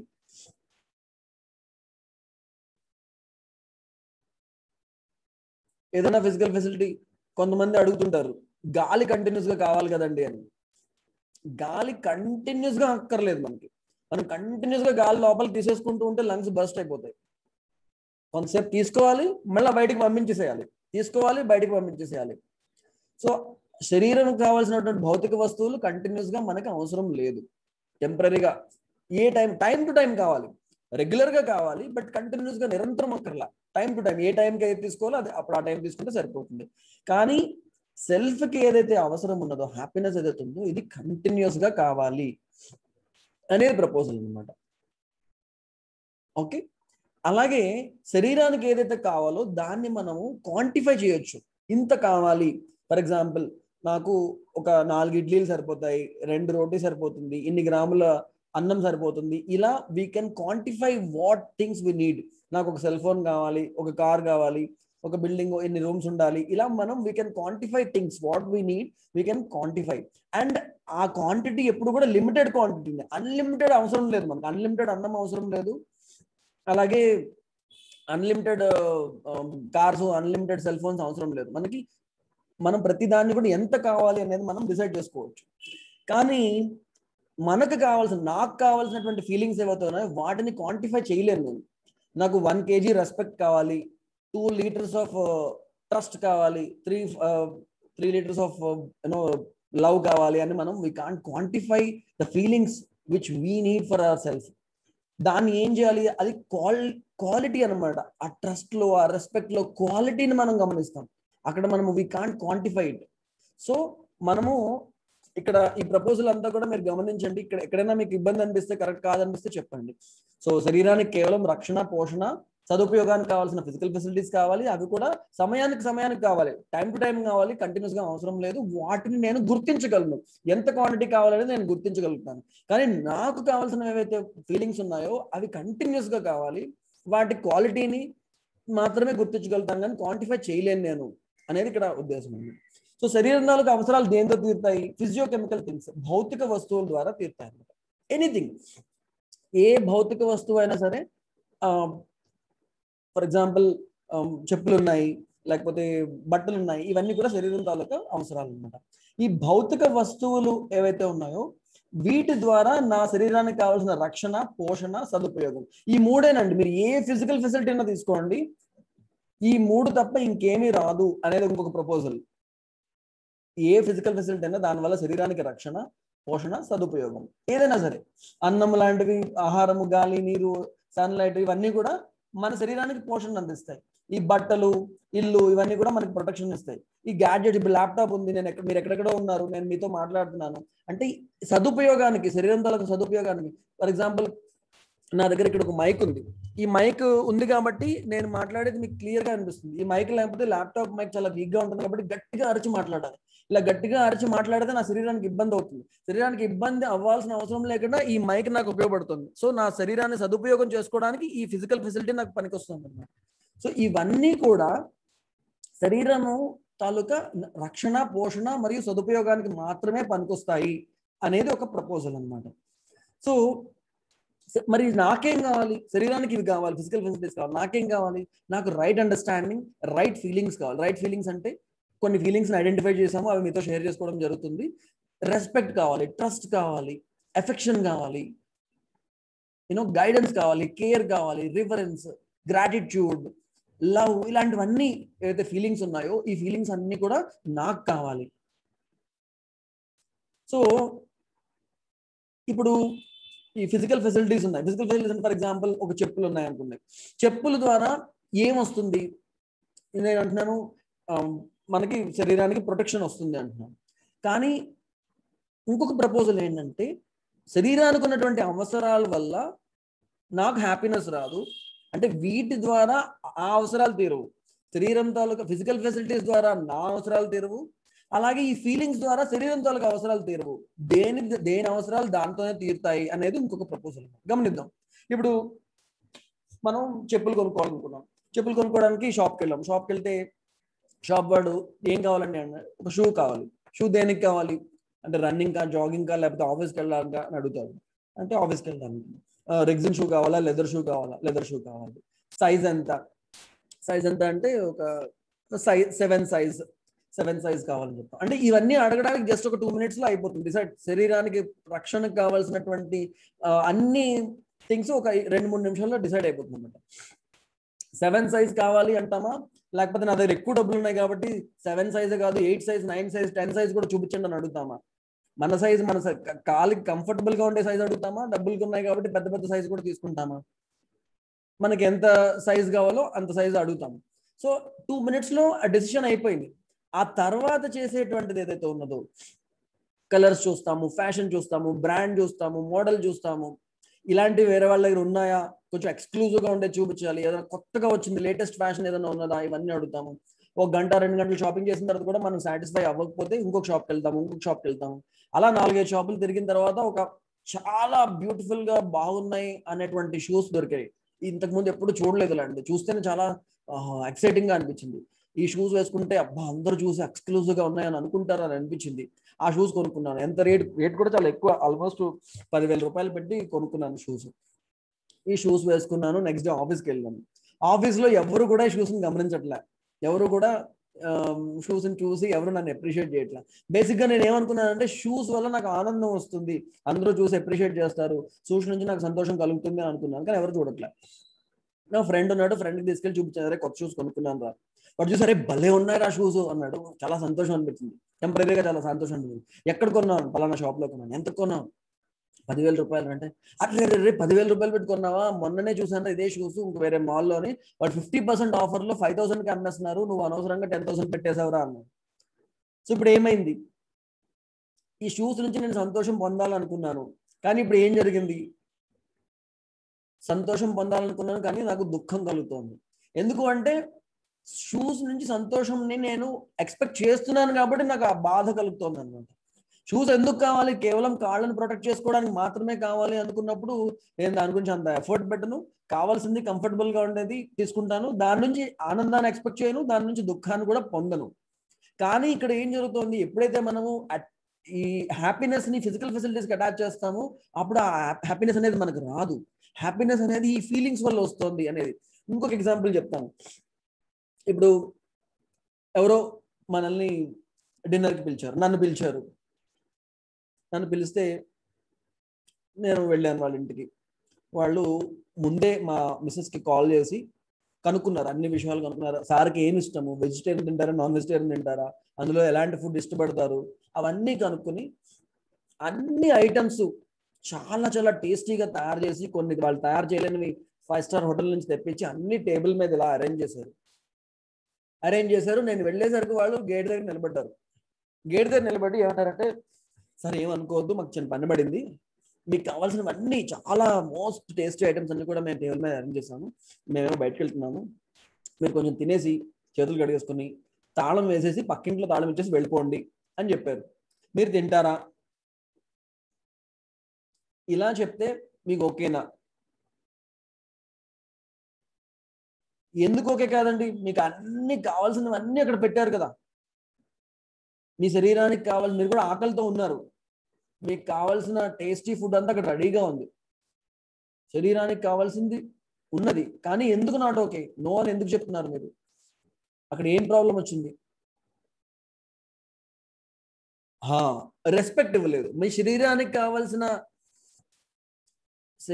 కావాల్సినటువంటిది ఇచ్చారు కానీ మీకు కావాల్సింది ఇవ్వలేదు. మీకేం కావాలి? మీకు రెస్పెక్ట్ కావాలి, రెస్పెక్ట్ ఇవ్వలే. మామూలుగా అతిథి వచ్చినప్పుడు చక్కగా పక్కన కూర్చుని వడ్డించాలి, అది గౌరవం ఇవ్వడం అంటే. కానీ వాళ్ళేమో మీరు తినేసి వెళ్ళిపోండి అన్నారు. అలా కుదరదు మరి. సరే, సెకండ్ ఎగ్జాంపుల్ చెప్తాను. మీరు వెళ్ళారు, గేట్ దగ్గర నిలబడ్డారు, రాగానే మెడలో దండేశారు, చాలా గౌరవంగా నేను వచ్చాను కదా, మీరు బాగా మాకు జీవన విద్య బాగా క్లాస్ చెప్పారని చెప్పేసి లోపలికి తీసుకెళ్లి ఒక సింహాసనం లాంటి ఒక మంచి పెద్ద చైర్ మీద, సోఫా మీద కూర్చోబెట్టారు. ఇంట్లో వాళ్ళందరినీ పిలిచారు, పేరున పిలిచి అందరికీ పరిచయం చేశారు. మన గురించి ఇంత బాగా చెప్తారు, అంత బాగా చెప్తారు, ఇవన్నీ చెప్తున్నారు, మంచి విషయాలు చెప్తున్నారు. అండ్ మీకు చాలా రెస్పెక్ట్ ఇచ్చారు. ఎంత రెస్పెక్ట్ అంటే లోపల నుంచి వస్తుంది రెస్పెక్ట్. అయితే మీరు పొద్దున్నే బ్రేక్ఫాస్ట్ కని పిలిచారు, 8 అయింది, 9 అయింది, 10 అయింది, 11 అయింది, ఎన్నో మంచి మంచి విషయాలు చెప్తున్నారు, మీరు చాలా హ్యాపీ ఫీల్ అవుతున్నారు, టీవీ పెట్టి ఆ టీవీలో అన్ని చూపిస్తున్నారు, మీకు మీ గురించి నచ్చిన విషయాలు అన్ని చెప్తున్నారు, మీ ఫోటోలు చూపిస్తున్నారు, అన్ని అవుతుంది. 12 అవుతుంది, 1 గంట అవుతుంది, 2 అయింది, 3 అయింది. వాళ్ళ మధ్యలో లోపలికి వెళ్ళి తినేసి వచ్చేస్తున్నారు, మీకు మాత్రం మంచి మంచి విషయాలు చెప్పి మంచి రెస్పెక్ట్ ఇస్తున్నారు. అది ఓకేనా? మీకు కావాల్సినటువంటి రెస్పెక్ట్ ని కంప్లీట్ గా ఇస్తున్నారు, కానీ శరీరానికి కావాల్సినటువంటిది ఇవ్వట్లే. అది ఓకేనా? Not okay. ఎందుకు నాట్ ఓకే? నా అవసరాలు ఏవైతే ఉన్నాయో అవి నాకు సరిపోతాయి. రెస్పెక్ట్ తో కడుపు నిండదు కదండి. భౌతిక వస్తువులు కూడా కావాలి, శరీరానికి భౌతిక వస్తువులు కావాలి,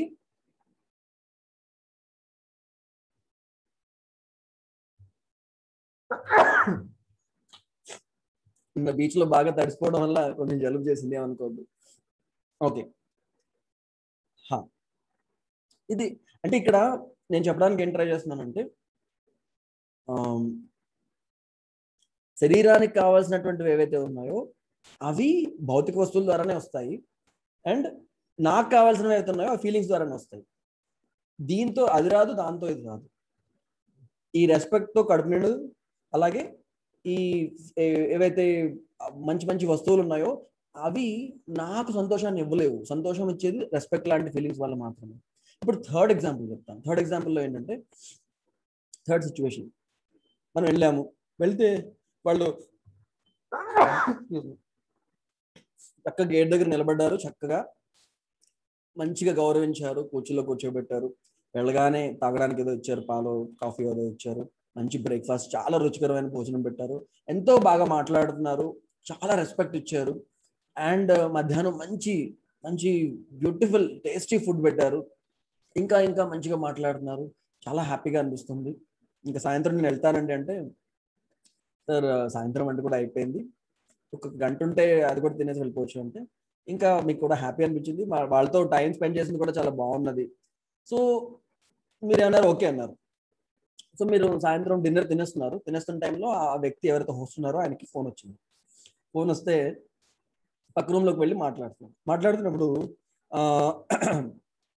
ఆయన ఏమంటాడంటే, పొద్దున్న నుంచి ఒక ఆయన వచ్చాడు, ఆయన జిడ్డుగాడిలాగా పట్టుకుని వదలట్లేదు, వెళ్ళిపోతే బాగుండు అని అన్నాడు. మీకు ఓకేనా?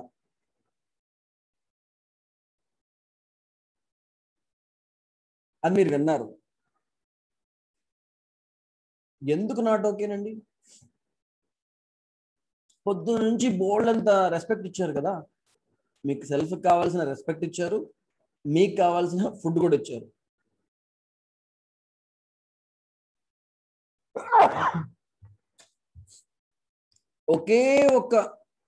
ఒకే ఒక్కసారి ఆయన ఫోన్లో ఇలా అన్నారు, ఆ రెస్పెక్ట్ జెన్యూన్ అనిపించలే. పొద్దున్న నుంచి ఎంత బాగా రెస్పెక్ట్ ఇచ్చినా కూడా అది జెన్యూన్ అని అనిపించలేదు, మనస్ఫూర్తిగా చేయలేదని అనిపించింది. అంటే అందుకనే ఇందాక ఏం చెప్పామంటే, శరీరానికి కావాల్సినవి ఏవైతే ఉన్నాయో అవి అప్పుడప్పుడు ఇస్తే చాలు, పొద్దున్న మధ్యాహ్నం రాత్రి ఇస్తే చాలు, కానీ సెల్ఫ్ కావాల్సిన రెస్పెక్ట్ ఏదైతే ఉందో, ఫీలింగ్స్ ఏవైతే ఉన్నాయో ఇవి కంటిన్యూస్ గా ఇవ్వాలి, కంటిన్యూస్ గా కావాలి మనకి. అప్పుడప్పుడు ఇస్తే సరిపోదు, టెంపరీగా ఇస్తే సరిపోదు, కంటిన్యూస్ గా మనకు కావాలి. హార్ట్ బ్రేక్ చేశారు నటన, ఇప్పుడు మనం చెప్తాం కదా, మన ఇంట్లో ఈ డిస్కషన్ జరగదా, ఎప్పుడు నేను అయితే బాగానే ఉంటుంది కదా, ఒక మాట అంటే నీకేంటి అలా అయిపోతున్నావు అనే డిస్కషన్ వస్తుందా రాదా ఇంట్లోనే? ఎప్పుడు నేను బాగా చూసుకుంటున్నాను కదా, ఇప్పుడు ఏదో ఒక మాట చిరాకులు అంటే, ఒక మాట అంటే ఏమైపోతుందని. అలా కుదరదండి. కంటిన్యూస్ గా ఎప్పుడు కూడా ఈ వ్యక్తి నాకు పూర్తి ట్రస్ట్ ఉన్నది, ఎప్పుడు పూర్తి గౌరవంతో మాట్లాడుతున్నారు అనే ఫీలింగ్ కావాలి. ఇంట్లో కానీ, ఫ్రెండ్స్ మధ్యలో కానీ, ఆఫీస్లో కానీ, ఎక్కడైనా కానీ కంటిన్యూస్ గా ఈ ఫీలింగ్స్ అనేవి మెయింటైన్ కావాల్సిన అవసరం ఉంది. ఒక్క నిమిషం కూడా, ఒక్క సెకండ్ కూడా డౌట్ రావడానికి లేదు. ఒక పూట అన్నం లేకపోయినా పర్వాలేదు, కానీ ఈ ఫీలింగ్స్ మాత్రం కంటిన్యూస్ గా మనకు కావాలి. సో అందుకనే ఈ భౌతిక వస్తువులు అప్పుడప్పుడు వస్తే చాలు, కానీ ఈ ఫీలింగ్స్ మాత్రం కంటిన్యూస్ గా కావాలి అనేది ప్రపోజల్ అన్నమాట. సో ఇక్కడ ఈ ప్రపోజల్ మీకు ఓకే కదా, శరీరం, హ్యూమన్ బీయింగ్ అంటే బాడీ, సెల్ఫ్ రెండు ఉన్నాయి. శరీరానికి కావాల్సింది రక్షణ, పోషణ, సదుపయోగము, నాకు కావాల్సింది సంతోషము. శరీరానికి కావాల్సినవి అప్పుడప్పుడు ఇస్తే చాలు, నాకు కావాల్సిన సంతోషం మాత్రం, ఆ ఫీలింగ్స్ కంటిన్యూస్ గా నాకు కావాలి. నాకు కావాల్సిన, శరీరానికి కావాల్సిన మాటలు నేను క్వాంటిఫై చేసుకోగలుగుతాను, కానీ నాకు కావాల్సినటువంటి ఫీలింగ్స్ తాలూకా క్వాలిటీని మాత్రమే నేను గుర్తించగలుగుతాను. సో నాకు కావాల్సిన థింగ్స్ ని ఈ ఫీలింగ్స్ ద్వారా, రైట్ ఫీలింగ్స్, రైట్ అండర్స్టాండింగ్ ద్వారా నేను ఫుల్ఫిల్ చేసుకోగలుగుతాను. నా శరీరానికి కావాల్సిన వాటిని మాత్రం ఫిజియోకెమికల్ థింగ్స్ ద్వారా, వస్తువుల ద్వారా చేసుకోగలుగుతాను. అయితే ఈ వస్తువులు ఏవైతే ఉన్నాయో, ఫిజికల్ ఫెసిలిటీస్ ఏవైతే ఉన్నాయో, వీటి ద్వారా సంతోషం రాదు అనేది ఇక్కడ ప్రపోజల్ అన్నమాట. ఇప్పుడు మీరు ఇంట్లో ఉన్నారండి, ఇంట్లో ఉన్నప్పుడు మీరు ఎలాంటి బట్టలు వేసుకుంటారు? మోస్ట్ కంఫర్టబుల్ బట్టలు వేసుకుంటారా, మోస్ట్ అట్రాక్టివ్ బట్టలు వేసుకుంటారా, చాలా సౌకర్యంగా ఉండేటువంటి బట్టలు వేసుకుంటారా, చాలా ఆకర్షణీయమైనటువంటి బట్టలు వేసుకుంటారా? ఎలాంటి బట్టలు వేసుకుంటారు? కంఫర్టబుల్ బట్టలు వేసుకుంటారు. ఓకే, సపోజ్ మీరు బయటికి వెళ్ళారు, ఏదో పార్టీకి వెళ్ళారు, అప్పుడు ఎలాంటి బట్టలు వేసుకుంటారు? మోస్ట్ అట్రాక్టివ్ బట్టలు వేసుకుంటారా, మోస్ట్ కంఫర్టబుల్ బట్టలు వేసుకుంటారు?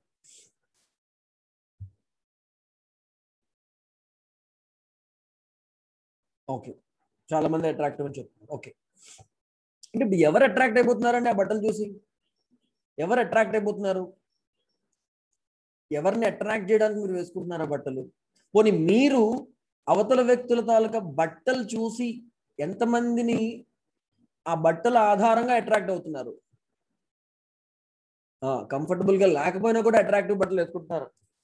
నేను అప్పుడప్పుడు చూస్తుంటాను, కొన్ని బట్టలు అసలు ఎలా వేసుకుంటారా బాబు అనిపిస్తుంది. అంత టైట్ గా అసలు ఊపిరి కూడా ఆడదేమో అనిపిస్తుంది. అండ్ అలాంటి బట్టలు వేసుకోవడం వల్ల హెల్త్ పరంగా చాలా ప్రాబ్లమ్స్ వస్తాయి అన్నమాట. సో చాలా టైట్ గా పట్టేసే బట్టలు వేసుకుంటే, లేకపోతే పిన్ పాయింటెడ్ హీల్స్ వేసుకుంటే ఫిజికల్ గా చాలా ప్రాబ్లమ్స్ వస్తాయి. సర్క్యులేషన్ సరిగా జరగదు, రక్త ప్రసరణ సరిగా జరగదు, ఇంటెస్టినల్ మూవ్మెంట్ సరిగా జరగదు టైట్ గా ఉండే బట్టలు వేసుకుంటే కనుక. అండ్ బాగా టైట్ గా ఉండే బట్టలు మగవాళ్ళు వేసుకుంటే వాళ్ళ స్క్రోటల్ టెంపరేచర్ పెరిగిపోయి స్పెర్మటోజెనసిస్ సరిగా జరగదు, ఇన్ఫర్టిలిటీ వచ్చే అవకాశం ఉంది. ఈ పాయింటెడ్ హీల్స్ వేసుకునేటువంటి వాళ్ళకి దానివల్ల మొత్తం మస్కులేచర్ అంతా కూడా డిస్టర్బ్ అయ్యి నడుము నొప్పి, సయాటిక అలాంటి ప్రాబ్లమ్స్ వస్తుంది ఆ సన్నగా పొడుగ్గా ఉండే పాయింటెడ్ హీల్స్ వేసుకునే దాని వల్ల. సో బట్ అవన్నీ కూడా వేసుకుంటున్నారా లేదా జనాలు? ఇంత టైట్ గా ఉండేవి, ఇంత ఆ పర్టికులర్ టైంలో ఎండాకాలం అయినా కూడా 3 పీస్ సూట్ వేసుకుని, టై వేసుకుని, లేకపోతే చాలా సిల్క్ బట్టలు వేసుకుని ఇలా వెళ్తున్నారు. అంటే ఒక ఎక్స్క్లూజివ్ డ్రెస్ వేసుకున్నారు అనుకోండి, ఆ ఎక్స్క్లూజివ్ డ్రెస్ ఒక చెప్తున్నారు, ఎవరో చెప్పారు 25 lakhs గాగ్రా చోళీ వేసుకున్నానండి అని చెప్పి.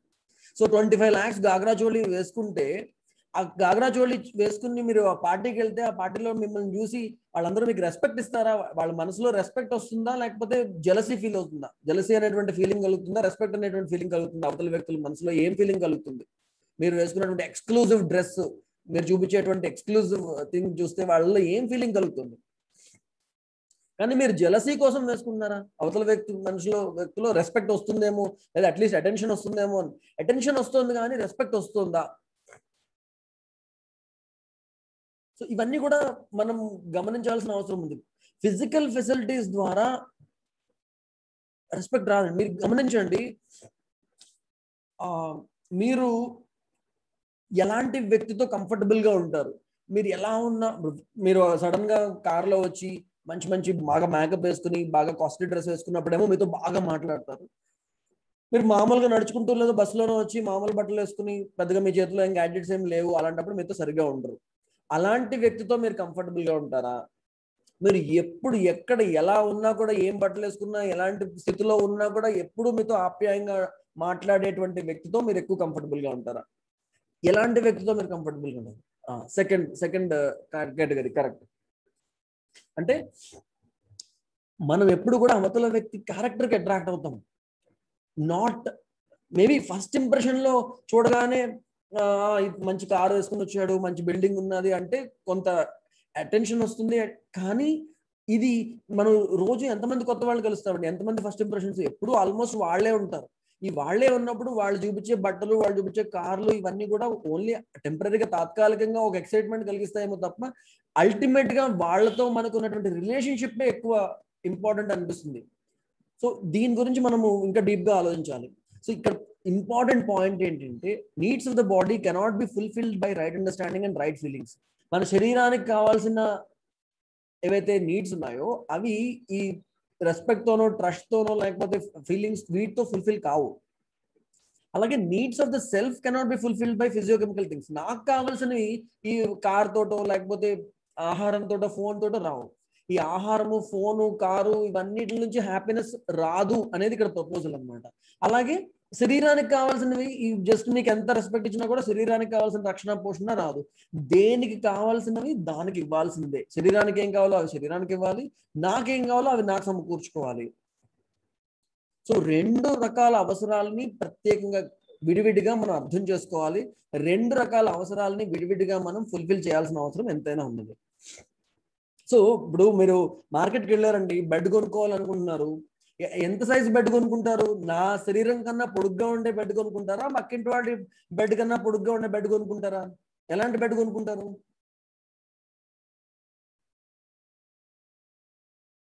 నా శరీరం కన్నా పొడుగ్గా ఉండే బెడ్ కొనుక్కుంటారా, పక్కింటి వాడి బెడ్ కన్నా పెద్ద బెడ్ కొనుక్కుంటారా? నేను 6 feet ఉంటే 7 feet బెడ్ కొనుక్కుంటాను, నేను 5 feet ఉంటే 6 feet బెడ్ సరిపోతుంది. సో నాకు కంఫర్టబుల్ గా ఉండే బెడ్ కొనుక్కోవాలి. సో కంపారిజన్ చేసుకుంటూ పోతే పక్కవాడి కన్నా పెద్ద బెడ్ కొనుక్కోవాలి, పక్కవాడి కన్నా అది. సో ఇదంతా ఏంటంటే ర్యాక్ ఆఫ్ రైట్ అండర్స్టాండింగ్ వల్ల వస్తుంది అనమాట.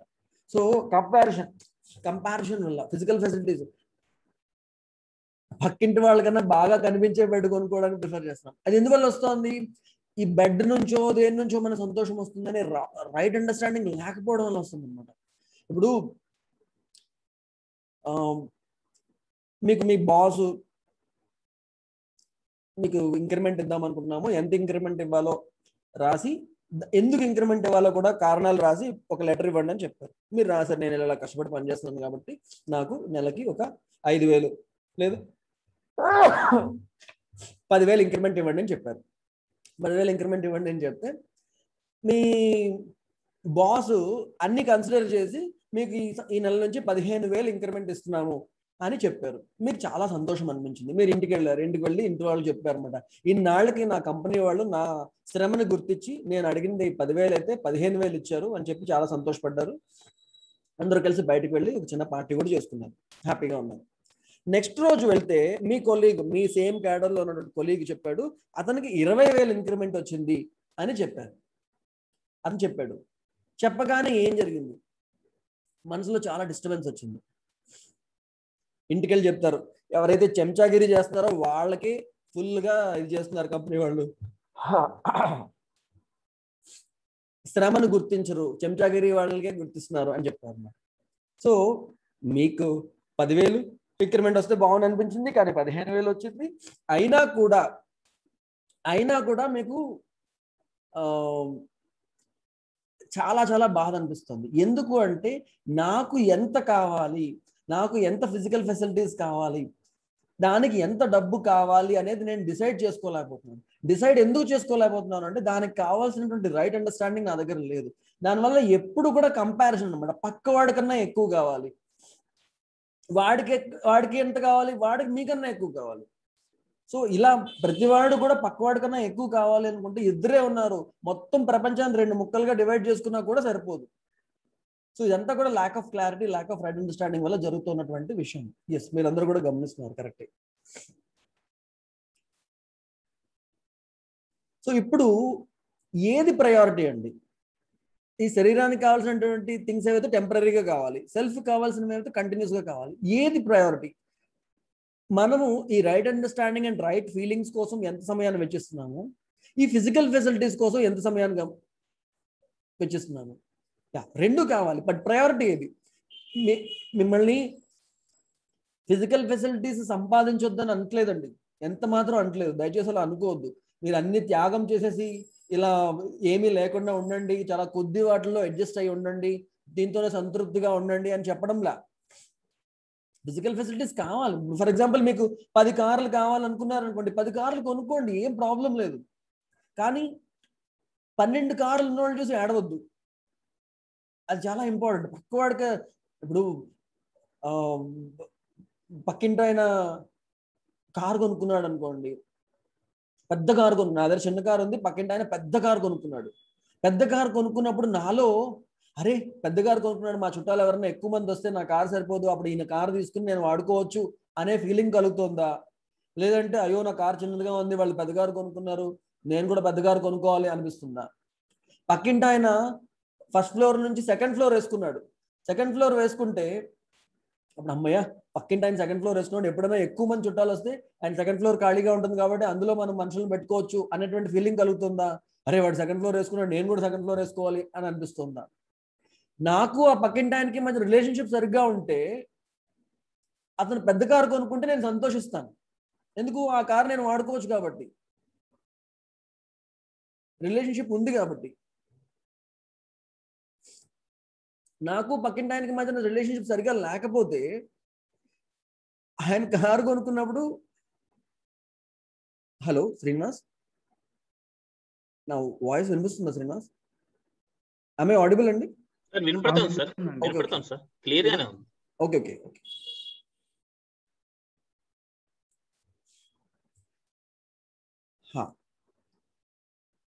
సో నాలో ఆ ఫీలింగ్ ఉన్నదా, ఆ రిలేషన్షిప్ అనే ఫీలింగ్ నా చుట్టుపక్కల అందరితో ఉంటే కనుక, అందరూ ఎక్కువ భౌతిక వస్తువులు సమకూర్చుకుంటే నేను ఇంకా ఎక్కువ సంతోషిస్తాను. ఎందుకంటే I have a relationship with that person, అతని వస్తువులని నేను కూడా వాడుకోవాలనే ఫీలింగ్ ఉంటే కనుక. కానీ అలాంటి ఫీలింగ్ లేనప్పుడు ఎవరు ఏది కొనుక్కున్నా నాకు పెద్ద ట్రబుల్ అయిపోతుంది. అమ్మో అది మన దగ్గర లేదు, నేను కొనుక్కోవాలి అని చెప్పి. ఓ మధ్యలో వాయిస్ బ్రేక్ అవుతుందని చెప్తున్నారు. క్లియర్ గానే ఉంది సార్. అంటే వాళ్ళ దగ్గర ఇంటర్నెట్ కనెక్షన్ ఇష్యూ, వాళ్ళ ఇంటర్నెట్ కనెక్షన్ సరిగ్గా లేకపోవడం. ఓకే అయ్యి ఉండొచ్చు. Okay okay. సో ఈ విషయం మనం అర్థం చేసుకోవాలి. ఎంత సమయం మనం ఫిజికల్ ఫెసిలిటీస్ మీద చేస్తున్నాము, ఎంత సమయం మనము రైట్ అండర్స్టాండింగ్, రైట్ ఫీలింగ్స్ కి మనం కేటాయిస్తున్నాము, ఇది గమనించాల్సిన అవసరం ఉన్నది.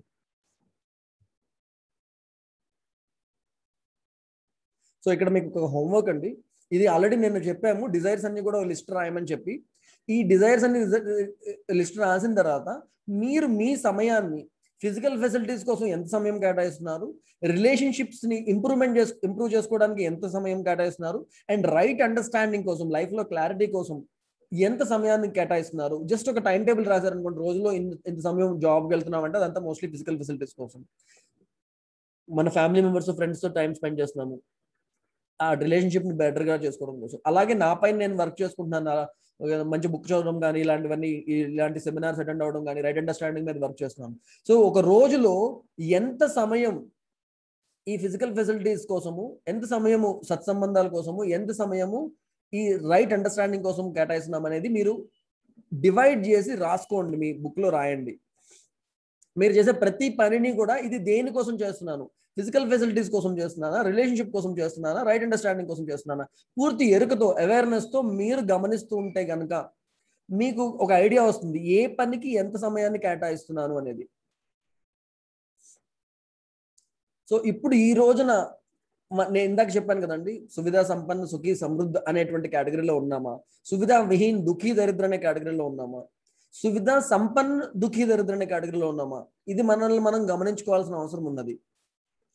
సో అది గమనించుకున్నప్పుడే మనకి ప్రాస్పరిటీ అంటే అర్థమవుతుంది అనమాట. ఇందాక మనం చెప్పుకున్నాం కదా, ప్రాస్పరిటీ, ఎవరికైతే ప్రాస్పరిటీ అనే ఫీలింగ్ ఉంటుందో, ఆ ప్రాస్పరిటీ అనే ఫీలింగ్ ఉన్న వ్యక్తి అతని దగ్గర ఉన్నటువంటి వస్తువులన్నింటినీ రైట్ యూటిలైజ్ చేస్తాడు. అతను యూటిలైజ్ చేసుకోగలిగితే యూటిలైజ్ చేస్తాడు.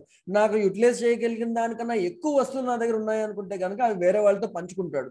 సో తను నర్చర్ చేసుకోవడం, ఆ వస్తువుల ద్వారా తన శరీరానికి రక్షణ, పోషణ, సదుపయోగమే కాకుండా వేరే వాళ్ళు కూడా నర్చర్ చేస్తాడు. తను సమృద్ధి అనే భావనతో ఉంటాడు, వేరే వాళ్ళు కూడా సమృద్ధి అనే భావన కలిగిస్తాడు. ఎవరిలో అయితే ఈ ప్రాస్పరిటీ అనేటువంటి ఫీలింగ్ ఉండదో, డిప్రైవ్డ్ గా ఉంటాడో, అతను ఎప్పుడు కూడా అక్యూములేట్ చేయడానికి ట్రై చేస్తాడు. ఇంకా వస్తువులు సంపాదించుకోవాలి, ఇంకా వస్తువులు సమకూర్చుకోవాలి. దానికోసం అవతల వ్యక్తిని ఎక్స్ప్లాయిట్ చేసినా పర్లేదు, నా దగ్గర పనిచేసేవాడు కొంచెం జీతం తక్కువ ఇచ్చినా పర్లేదు, నేను మాత్రం ఎక్కువ డబ్బులు సంపాదించాలి, ఎక్కువ బ్యాంకులో దాచాలి, ఇలా అవతల వ్యక్తిని ఎక్స్ప్లాయిట్ చేసినా పర్వాలేదు అనేటువంటి ఫీలింగ్ ఎప్పుడు వస్తుందంటే మనలో డిప్రైవేషన్ ఉన్నప్పుడు. మనలో ప్రాస్పరిటీ అనేటువంటి ఫీలింగ్ ఉంటే మనం ఎల్లప్పుడూ కూడా ఆ వస్తువులన్నిటిని కూడా సదుపయోగం చేస్తాము, వేరే వాళ్ళతో కూడా పంచుకునే ప్రయత్నం చేస్తాము. మనకి ఎంత డబ్బులు కావాలి అనేది మనం డిసైడ్ చేసుకుంటున్నామా, ఎందుకంటే డబ్బుల ద్వారా కేవలం మనం ఫిజికల్ ఫెసిలిటీస్ ని మాత్రమే సంపాదించగలుగుతాము, డబ్బుల ద్వారా హ్యాపీనెస్ ని సంపాదించలేము అనేది ఒక ప్రపోజల్ అన్నమాట. మీరు గమనించండి, 2 ఫ్యామిలీస్ ఉన్నాయి, ఒకటి బాగా రిచ్ ఫ్యామిలీ, ఒకటి ఒక middle class family. Rich family దగ్గర ఒక పెద్ద రాజ్మహల్ లాంటి బంగ్లా ఉంది, ఈ మిడిల్ క్లాస్ ఫ్యామిలీ దగ్గర ఒక రెంటెడ్ అపార్ట్మెంట్ ఉంది, 2 bedroom 2 BHK అపార్ట్మెంట్ ఉంది. రిచ్ ఫ్యామిలీ దగ్గర ఒక 10 కార్లు ఉన్నాయి, మిడిల్ క్లాస్ ఫ్యామిలీ దగ్గర ఒక బైక్ ఉంది, అది కూడా ఇన్స్టాల్మెంట్ లో కొనుక్కుంది. రిచ్ ఫ్యామిలీ దగ్గర ఒక 85 inches టీవీ ఉంది, మిడిల్ క్లాస్ ఫ్యామిలీ దగ్గర ఒక 32 inches టీవీ ఉన్నది. సో ఇట్లా ఫిజికల్ ఫెసిలిటీస్ అన్ని కూడా రిచ్ ఫ్యామిలీలో చాలా ఎక్కువ ఉన్నాయి, మిడిల్ క్లాస్ ఫ్యామిలీలో మామూలుగా ఉన్నాయి. సో ఈ రిచ్ ఫ్యామిలీ ఏదైతే ఉందో, ఆ రిచ్ ఫ్యామిలీలో ఉన్న వాళ్ళందరూ కూడా చాలా హ్యాపీగా ఉన్నారు, ఈ మిడిల్ క్లాస్ ఫ్యామిలీలో వాళ్ళు ఏమీ హ్యాపీగా లేరు అనే గ్యారంటీ ఏదైనా ఉన్నదా? ఈ డబ్బున్న ఫ్యామిలీ వాళ్ళు ఎల్లప్పుడూ సంతోషంగా ఉంటారు, మిడిల్ క్లాస్ ఫ్యామిలీ వాళ్ళు ఎల్లప్పుడూ దుఃఖంలోనే ఉంటారు అనేటువంటి గ్యారంటీ ఉన్నదా? లేదు. కరెక్ట్. అంటే physical facilities are not ensuring happiness, ఇది ప్రపోజల్ అనమాట. ఫిజికల్ ఫెసిలిటీస్ కేవలం శరీరానికి మాత్రమే కావాలి, నాకు సంతోషం కావాలి, ఆ సంతోషం అనేది ఈ ఫిజికల్ ఫెసిలిటీస్ నుంచి రాదు. నేను ఎంత డబ్బులు సంపాదించినా ఆ డబ్బులు కేవలం నా ఫిజికల్ ఫెసిలిటీస్ ని అక్యుములేట్ చేసుకోవడానికి పనికొస్తాయి, కానీ దానివల్ల నాకు సంతోషం రాదు అనేది ఇక్కడ ప్రపోజల్ అనమాట. ఫిజికల్ ఫెసిలిటీస్ ఎందుకు పనికొస్తాయి? నా శరీరాన్ని పోషణ, రక్షణ, సదుపయోగానికి పనికొస్తాయి. ఎనీ ఫిజికల్ ఫెసిలిటీ మీరు గమనించి చూడండి, ఏ భౌతిక వస్తువైనా సరే నా శరీరానికి పోషణ, రక్షణ, సదుపయోగానికి మాత్రమే పనికొస్తుంది. సో మనం ఏం చేయాలి? ఈ ఫిజికల్ ఫెసిలిటీస్ ఎంత కావాలనేది ఐడెంటిఫై చేయాలి, అండ్ దానికన్నా ఎక్కువ ఉండేలాగా మనం ఎన్ష్యూర్ చేసుకుంటే మనలో ప్రాస్పెరిటీ అనే ఫీలింగ్ వచ్చేస్తుంది. సో అందువల్ల ఇంకొక హోంవర్క్ ఏంటంటే, మీకు ఒక్కొక్కసారి రిచ్ ఫ్యామిలీస్ ఎక్కువ ఫైట్ చేసుకుంటాయని చెప్తున్నారు, బట్ చూడండి చాలా ఓవర్ రిచ్ ఉన్నారు మన దేశంలో, ఎవరు అంబానీస్. ఆ ఇద్దరు అన్నదమ్ములు కలిసి లేరు. వాళ్ళ అమ్మ టీవీ ఇంటర్వ్యూలో ఏడ్చుకుంటూ చెప్పింది, నా పిల్లలు ఇద్దరు విడిపోయారని చెప్పి.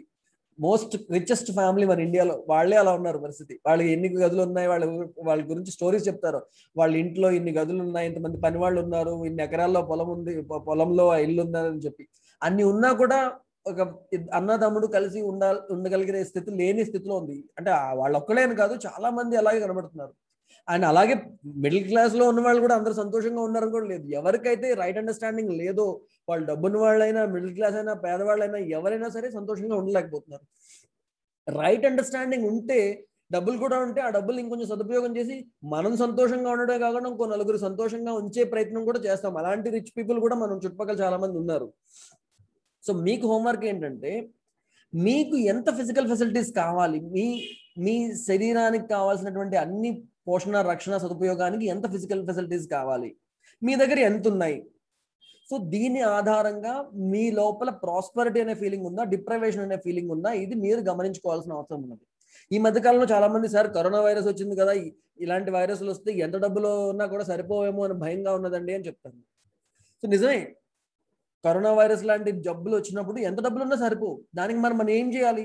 మన ఆరోగ్యాన్ని కాపాడుకోవడానికి, మన శరీరాన్ని కాపాడుకోవడానికి ఏం చేయాలో అవి చేయకుండా బ్యాంకులో ఎంత డబ్బులు దాచుకున్నా, ఎంత ఇన్సూరెన్స్లు చేసుకున్నా కూడా మన బాడీ పట్ల మనం రెస్పాన్సిబుల్ గా లేము. అలాగే మన ప్రకృతి పట్ల మనం రెస్పాన్సిబుల్ గా లేకపోతే ఎన్ని డబ్బులున్నా కూడా సరిపో. మనం సరైన సమయానికి తినడం, సరైన సమయానికి పడుకోవడం, సరైన సమయానికి లేవడం, వ్యాయామం చేయడము, సూర్యరశ్మికి బాడీని ఎక్స్పోజ్ చేయడము, మైండ్ని పీస్ఫుల్ గా పెట్టుకోవడము, అలాగే మన చుట్టుపక్కల ఉన్న వాళ్ళందరూ కూడా, మన ఫ్యామిలీ మెంబర్స్, మన ఫ్రెండ్స్, వాళ్ళందరూ కూడా హెల్తీగా ఉండేలాగా వాళ్ళకి మనం ఎన్ష్యూర్ చేయడము, ఇవన్నీ చేయకపోతే మనం ఎన్ని కోట్లు దాచుకున్నా కూడా చెప్పలేము, ఆ డబ్బులు సరిపోతాయో లేదో చెప్పలేము అనమాట. సో మనం రెస్పాన్సిబిలిటీతో ఉంటే we can at least say that నా ఇమ్యూనిటీ స్ట్రాంగ్ గా ఉంది, నా కుటుంబ సభ్యులు నేను రక్షించుకోగలను అనేటువంటి ధైర్యమైన ఉంటుంది. సో అది డబ్బులతో రాదు, అది కేవలం రైట్ అండర్స్టాండింగ్ తో, రైట్ ఇంప్లిమెంటేషన్, ఇవన్నీ కూడా లైఫ్ లో ఇంప్లిమెంట్ చేయడం ద్వారా మాత్రమే వస్తుంది. సో మనం ప్రాస్పరస్ గా ఉన్నామా, మనలో ఆ ప్రాస్పరిటీ అనే ఫీలింగ్ ఉందా, ఆ ఫీలింగ్ కంటిన్యూస్ గా ఉన్నదా, ఇది మీకు హోంవర్క్ అనమాట. మనము ఫిజికల్ ఫెసిలిటీస్ ఉంటే దాన్ని సరిగ్గా ఉపయోగించుకోవాలి, సదుపయోగం చేసుకోవాలి. దాని ద్వారా మనం సదుపయోగం చేసుకోవడమే కాకుండా పక్కన ఉన్న వాళ్ళని కూడా నర్చర్ చేయాలి, మన చుట్టుపక్కల ఉన్న వాళ్ళకి కూడా మనం హెల్ప్ చేయాలి అనేటువంటి ఫీలింగ్ ఉందా, లేదా ఇంకా సంపాదించుకుని ఇంకా దాచుకోవాలి, వేరే వాళ్ళని ఎక్స్ప్లాయిట్ చేసినా పర్వాలేదు అనేటువంటి ఫీలింగ్ ఉన్నదా, ఎటువంటి ఫీలింగ్ మనలో ఉన్నది, ఇది మనం గమనించాలి. ఇది మీకు హోంవర్క్ అనమాట. సో హ్యాపీనెస్ కి ఒక డెఫినేషన్ చెప్తానండి. ఇందాక నేను చెప్పాను కదా, to be in a state of happiness, to be in a state of harmony is happiness. ఎప్పుడు కూడా హార్మనీ, హార్మనీ అనే స్థితిలో ఉండడమే హ్యాపీనెస్ అని చెప్తున్నాము. అది మీకు ఓకేనా? To be in a naturally acceptable state is happiness. ఈ డెఫినేషన్ మీకు ఓకేనా? అన్హ్యాపీనెస్ కూడా డిఫైన్ చేస్తున్నాం చూడండి. ఒక స్టేట్ లోని ఒక డిజార్మనీ అనే లేదా కాంట్రడిక్షన్ ఒక స్టేట్ లో, ఒక స్థితిలో మిమ్మల్ని ఫోర్స్ఫుల్ గా ఉంచడం అనేది అన్హ్యాపీనెస్ అని చెప్తున్నాను. మీకు న్యాచురల్లీ యాక్సెప్టబుల్ కాని స్థితిలో మిమ్మల్ని ఫోర్స్ఫుల్ గా ఉంచితే అది అన్హ్యాపీనెస్ అంటున్నాను. సో జనరలీ ఫిజికల్ ఫెసిలిటీస్ తో హ్యాపీనెస్ వస్తుంది అనుకున్నప్పుడు, ఫర్ ఎగ్జాంపుల్ ఏసీలో ఉంటే నాకు హ్యాపీనెస్ ఉంటుంది, లేదా ఒక మంచి ఏసీ హాల్లో నా ఫేవరెట్ ఫిల్మ్ స్టార్ దగ్గర సినిమా చూస్తుంటే నాకు చాలా హ్యాపీగా ఉంటుందని అనుకున్నాం అనుకోండి. సినిమా హాల్కి వెళ్ళాము, మంచి బాల్కనీ టికెట్ కొనుక్కున్నాము, అది కూడా ఎక్కువ మంది లేని టైంలో, చాలా ఖాళీగా ఉన్న టైంలో రిలాక్స్డ్ గా చూడడానికి వెళ్ళాము, సినిమా హాల్లో కూర్చున్నాము, లైట్లు ఆపేశారు. సడన్ గా మనతో ఎవరికైతే గొడవ ఉందో ఆ వ్యక్తి సినిమా హాల్లో ఎంటర్ అయ్యి సినిమా హాల్ అంతా ఖాళీగా ఉన్నా అతను ఇచ్చిన టికెట్ ప్రకారం వచ్చి నా పక్కనే కూర్చున్నాడు. అండ్ నేను ఉన్న సంగతి అతను తెలియదు, కానీ అతను నా పక్కనే కూర్చున్న సంగతి నాకు తెలుసు. అతనితో నాకు పెద్ద గొడవ ఉన్నది. సో ఇప్పుడు నేను మోస్ట్ కంఫర్టబుల్ సినిమా హాల్లో ఏసీలో నాకు ఇష్టమైన ఫేవరెట్ మూవీ చూద్దామని కూర్చున్నాను, కానీ నేను సంతోషంగా ఉండలేకపోతున్నాను. ఏం జరుగుతుంది ఆ టైంలో? వాడు నా చేతికి తగులుతాడా? తగిలితే వెంటనే నేను ఆ చేతిని తోసేసి అప్పుడు వాడు ఏమంటాడు? వాడు అలా అనగానే నేను అప్పుడు ఇలా చేసావు కదా నువ్వు అని నేను ఇలా చెప్తాను, వాడు అప్పుడు ఇలా అంటాడు, అప్పుడు నేను ఇలా అంటాను. ఇలా ఇవన్నీ మైండ్లో తిరుగుతున్నాయి. అట్లీస్ట్ ఇంటర్వెల్లో వాడు కనబడతాడు కదా, అప్పుడు వాడి సంగతి చెప్తాను. ఇలా ఏవో నడుస్తున్నాయి అనమాట. కరెక్ట్గా ఇంటర్వెల్ ముందు వాడికి ఏదో ఫోన్ కాల్ వచ్చింది, వెళ్ళిపోయాడు. ఈ గంటన్నర సేపు నరకంలో ఎవరున్నారు? నేనున్నానా, అతనున్నాడా? ఈ గంటన్నర సేపు నరకంలో ఎవరున్నారు? సో ఇక్కడ నాకు శరీరానికి కావాల్సినటువంటి ఏసీ హాలు, నాకు బాగా సెన్సేషన్స్ కి ప్లీజ్ చేసేటువంటి నచ్చిన సినిమా, బ్రహ్మాండమైన మ్యూజిక్, డాల్బీ డిజిటల్, ఇవన్నీ ఉన్నాయి. కానీ నా పక్కనున్న వ్యక్తితో నేను కంఫర్టబుల్ గా లేను. నా పక్కనున్న వ్యక్తితో నా రిలేషన్షిప్ సరిగ్గా లేకపోతే నేను సంతోషంగా ఉండలేను. సో ఫోర్స్ఫుల్ గా నన్ను ఒక సిచ్యువేషన్ లో కూర్చోబెడితే ఐఎమ్ నాట్ హ్యాపీ. సో నాకు ఏం కావాలో అది నాకు తెలిసి, నేను నాకు కావాల్సినటువంటి ఫిజికల్ ఫెసిలిటీస్ సమకూర్చుకొని, నా కుటుంబ సభ్యులు, నా ఫ్యామిలీ మెంబర్స్, నా లవ్డ్ వన్స్ అందరితో మంచి రిలేషన్షిప్ మెయింటైన్ చేస్తూ హార్మనీలో ఉంటే అదే సంతోషం అని చెప్తున్నాను. ఈ డెఫినేషన్ మీకు ఓకేనా? ఇప్పుడు హ్యాపీనెస్ అంటే ఏమనుకుంటున్నారు?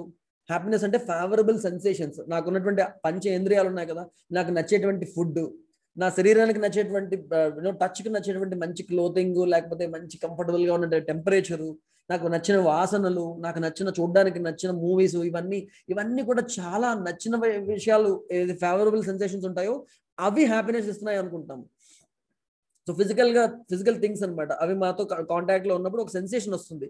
ఆ సెన్సేషన్ ఏదైతే ఉందో, నేను ఒక రసగుల్లా తిన్నాను, రసగుల్లా తినగానే ఆ రసగుల్లా తీయగా ఉంది అని ఒక ఇన్ఫర్మేషన్ ని నా శరీరము నాకు పంపిస్తుంది. ఒక ఇన్ఫర్మేషన్ నాకు పంపిస్తుంది అనమాట. ఆ ఇన్ఫర్మేషన్ పంపించినప్పుడు తీపి అనేది నాకు ఇష్టం అనుకోండి, నాకు హ్యాపీనెస్ కలుగుతుంది అని అనుకుంటున్నాను. ఆ టైంలో మంచి ప్లెజర్, సాటిస్ఫాక్షన్ వస్తుంది, ఒక టెంపరీ ప్లెజర్ అయినా వస్తుంది. అదే నాకు తీపి ఇష్టం లేదనుకోండి, కొంతమందికి తీపి అంటే నచ్చదు, అదే రసగుల్లా తీపి ఇష్టం లేని వాడి నోట్లో పెడితే ఆ శరీరము సెల్ఫ్కి సేమ్ ఇన్ఫర్మేషన్ ఇస్తుంది, తీయగా ఉంది అనే చెప్తుంది శరీరం, అంతకన్నా ఏం చెప్పదు. తీయగా ఉందని చెప్పినప్పుడు అతనికి ఆ తీపి ఇష్టం లేకపోతే అతను he might not feel same pleasure, నాకు వచ్చినటువంటి ప్లెజర్ అతనికి రాకపోవచ్చు. బట్ బేసిక్గా ఏదన్నా ఒక ఫిజికల్ ఫెసిలిటీ మన శరీరానికి, దాంతో మనం ఏదైనా పని చేసుకున్నప్పుడు, ఆహారం తిన్నాము, లేకపోతే మంచి ఆయిల్ మసాజ్ చేసుకున్నాము, లేకపోతే ఏసీలో కూర్చున్నాము, ఏదైనా జరిగినప్పుడు మనకు ఒక ఇన్ఫర్మేషన్ అందుతుంది. ఏం ఇన్ఫర్మేషన్ అందుతుంది? ఇది ఇలా ఉన్నది అనేది ఇన్ఫర్మేషన్ శరీరం పైన దాని ఎఫెక్ట్ ఏమవుతుందో ఆ ఎఫెక్ట్ ని శరీరం మనకు చెప్తుంది. చెప్పినప్పుడు దాన్ని మనం ఎలా ఇంటర్ప్రిట్ చేస్తామన్న దాన్ని బట్టి మనం ప్లెజర్ ఫీల్ అవుతామా, డిస్కంఫర్ట్ ఫీల్ అవుతామా అనేది. ఇప్పుడు చల్లటి ఏసీ నాకు సంతోషాన్ని కలిగించవచ్చు, వేరే వాళ్ళకి బాగా అంత చల్లగా ఉంటే నచ్చకపోవచ్చు, చాలా ఇబ్బంది పడవచ్చు. సో ఈ పర్టికులర్ థింగ్ ఏదైతే ఉందో, ఈ టేస్ట్ అనేది ఫేవరబుల్ గా ఉంటే హ్యాపీనెస్ అనిపిస్తుంది, కానీ అది టెంపరీనే. టేస్ట్ ఫేవరబుల్ గా లేకపోతే, నాకు తీపి ఇష్టం లేదు, అప్పుడు అన్హ్యాపీగా అనిపిస్తుంది. బలవంతంగా స్వీట్ తినండి వేరే వాళ్ళు ఫోర్స్ చేస్తున్నారు, అన్హ్యాపీగా అనిపించవచ్చు. సో అది టెంపరీ ఫీలింగ్ మాత్రమే అన్నమాట. సో ఈ ఫేవరబుల్ సెన్సేషన్స్ ఏవైతే ఉన్నాయో, sound, touch, form, taste, smell, వీటి నుంచి వచ్చేటువంటి ఫేవరబుల్ సెన్సేషన్స్ ఏవైతే ఉన్నాయో, food, sleep, fears, security, sex, ఇవన్నీ కూడా ఈ ప్లెజర్స్ ఏవైతే ఉన్నాయో, టెంపరీ ప్లెజర్స్ ఏవైతే ఉన్నాయో, ఇవి తాత్కాలికమైనటువంటి ఇస్తాయి. కానీ మనకు కావాల్సింది ఏంటి? నిరంతర సుఖం అనుకున్నాం కదా, నిరంతర సుఖాన్ని మనకి ఇవ్వలేవు అని చెప్తున్నాను అనమాట. ఇందాక నేను చెప్పాను రసగుల్లా అని. ఈ రసగుల్లా ఎగ్జాంపుల్ ఎందుకు చెప్తున్నాను అంటే ఈజీగా ఐడెంటిఫై చేసుకోవచ్చు అనమాట. ఇప్పుడు మీరు మీకు బాగా ఇష్టం అనుకోండి రసగుల్లా అనేది, రసగుల్లా నుంచి మీరు సంతోషం పొందాలి అనుకుంటే ఏం జరుగుతుంది? కంటిన్యూస్ గా సంతోషం వస్తుంది. కంటిన్యూస్ గా రసగుల్లాలు తింటూ ఉంటేనే సంతోషం వస్తుంది. ఎందుకు? రసగుల్లా నుంచి సంతోషం కావాలని కోరుకుంటున్నారు కాబట్టి. అలా కంటిన్యూస్ గా మీరు తినాలి అంటే కావాల్సిన రసగుల్లాలు ఉండాలి, కావాల్సినంత గ్యాప్ కడుపులో ఉండాలి, అండ్ తినాలనే కోరిక ఉండాలి. 3 ఉండాలి. కావాల్సిన రసగుల్లాలు ఉండాలి, కావాల్సినంత జాగా కడుపులో ఉండాలి, గ్యాప్ ఉండాలి, ఖాళీ ఉండాలి, అండ్ తినాలనే కోరిక ఉండాలి. ఈ 3 ఏది ఫస్ట్ వెళ్ళిపోయే అవకాశం ఉందండి? ఏది ఫస్ట్ పోయే అవకాశం ఉంది?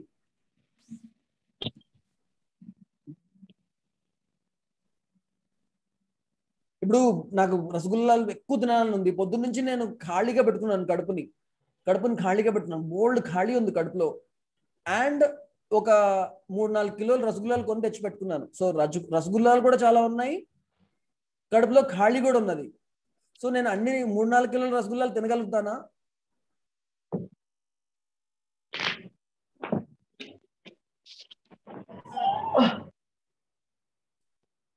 రాణి గారు, కడుపు ఖాళీ పెట్టుకున్నాను. పొద్దున్న నుంచి సాయంత్రం దాకా రసగుల్లాలు తినడం కోసమే కడుపు ఖాళీగా పెట్టుకున్నాను.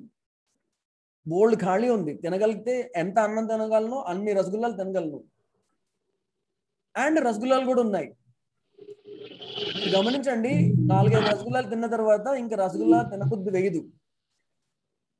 ఎనీ ఫిజికల్ ఫెసిలిటీ, ఏ ఫిజికల్ ఫెసిలిటీ అయినా సరే, ఎనీ ఫిజికల్ ఫెసిలిటీ స్టార్టింగ్ లో తిన్నప్పుడు నెససరీ అనిపిస్తుంది. ఇప్పుడు రసగుల్లా తింటానండి, తినగానే ఏం చెప్తుంది నా బాడీ? నా సెల్ఫ్ కి ఒక ఇన్ఫర్మేషన్ ఇస్తుంది. ఏమని ఇన్ఫర్మేషన్ ఇస్తుంది? తీయగా ఉంది అని ఇన్ఫర్మేషన్ ఇస్తుంది. తీయగా ఉంది అని ఇన్ఫర్మేషన్ ఇస్తే నేను ఏం చెప్తాను? నాకు ఇష్టం కాబట్టి ఇంకోటి తిను అంటాను. మళ్ళీ బాడీ సెల్ఫ్ ఏం చెప్తే చేస్తుంది కదా, బాడీ తింటుంది. మళ్ళీ తీయగా ఉంది అని ఇన్ఫర్మేషన్ ఇస్తుంది. ఇంకోటి తిను అంటాను. ఇంకోటి తిను అని చెప్తూనే ఉంటాను అనమాట. చెప్తూనే ఉంటే బాడీ తింటూనే ఉంటుంది. ఓ 4-5 రసగుల్లాలు అయిపోయిన తర్వాత బాడీ ఏం చెప్తుందంటే టేస్ట్ మారిపోయింది అని చెప్తుంది. టేస్ట్ మారిపోయిందని చెప్తుంది. టేస్ట్ మారిపోయిందని చెప్పినా కూడా నాకు రసగుల్లా ఇష్టం కాబట్టి ఇంకోటి తిను అంటాం. ఇంకోటి తిను అంటే ఏమవుతుంది? అప్పుడు ఇంకా నా వల్ల కాదు, నేను తినలేను, అసహనీయం అనిపిస్తుంది అనమాట. సో ఏ ఫిజికల్ ఫెసిలిటీ అయినా సరే, ఇప్పుడు మీకు స్లైడ్ లో కనిపిస్తుంది కదా, స్టార్టింగ్ లో నెససరీ అనిపిస్తుంది, టేస్టీగా ఉంది, నెససరీ అనిపిస్తుంది. తర్వాత టేస్టీగా ఉంది, అన్నెసెసరీ అనిపిస్తుంది. తర్వాత టేస్ట్లెస్ అనిపిస్తుంది, టేస్ట్ మారిపోయింది అనిపిస్తుంది.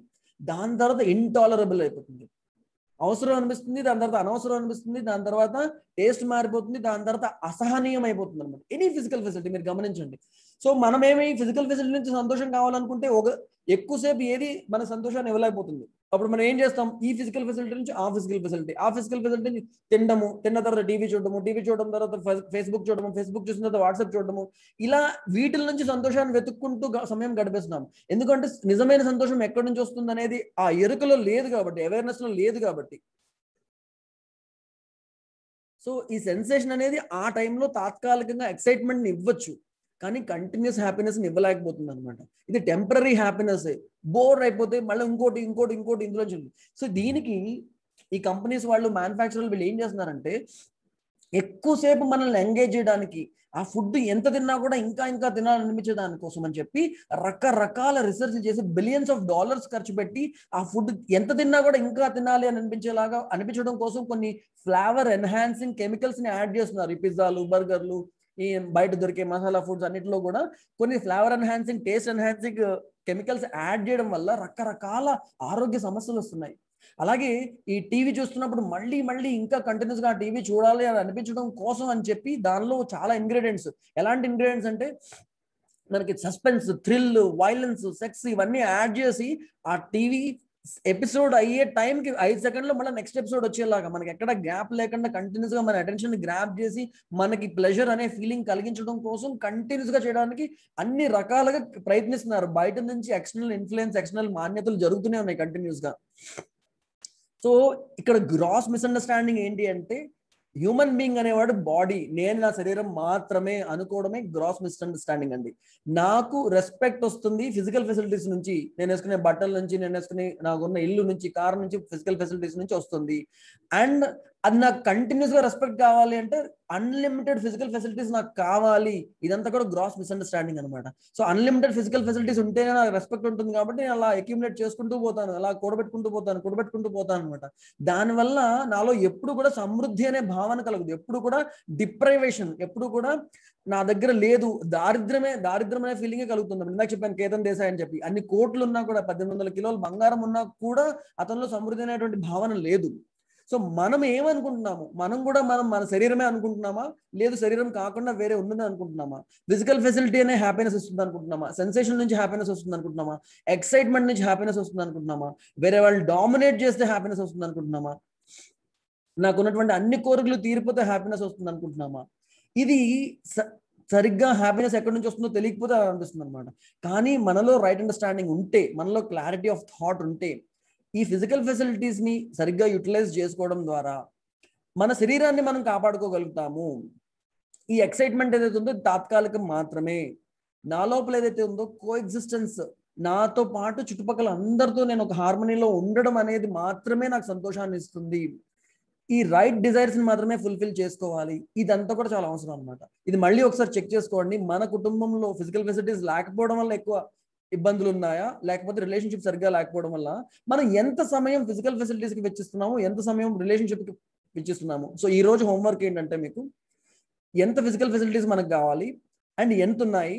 సో దాని ఆధారంగా మన లోపల ప్రాస్పరిటీ అనే ఫీలింగ్ ఉందా, డిప్రైవేషన్ అనే ఫీలింగ్ ఉన్నదా, ఈ ప్రాస్పరిటీ అనేది కంటిన్యూస్ గా మనకు కావాలా, మనం right utilization of physical facility అంటే మనం ఉన్న భౌతిక వస్తువులు సరిగ్గా ఉపయోగం చేసుకుని సదుపయోగం చేసి మనకు కావాల్సిన దానికన్నా ఎక్కువ ఉంటే వేరే వాళ్ళతో పంచుకుని మనము అవతల వ్యక్తి కూడా సమృద్ధిలో ఉండే పరస్పర సమృద్ధి మ్యూచువల్ ప్రాస్పరిటీకి పాటుపడుతున్నామా, లేకపోతే ఇంకా ఇంకా ఇంకా ఇంకా కూడబెట్టుకోవాలనే దాని మీద, ఇంకా బ్యాంక్ బ్యాలెన్స్ పెంచుకోవాలి, వచ్చిన డబ్బులు ఇంకా మ్యూచువల్ ఫండ్స్ లో ఇంకా ఎక్కడో పెట్టుకుని ఎక్కడో చేసుకోవాలి, దాని మీద ఎక్కువ ఫోకస్ ఉన్నదా.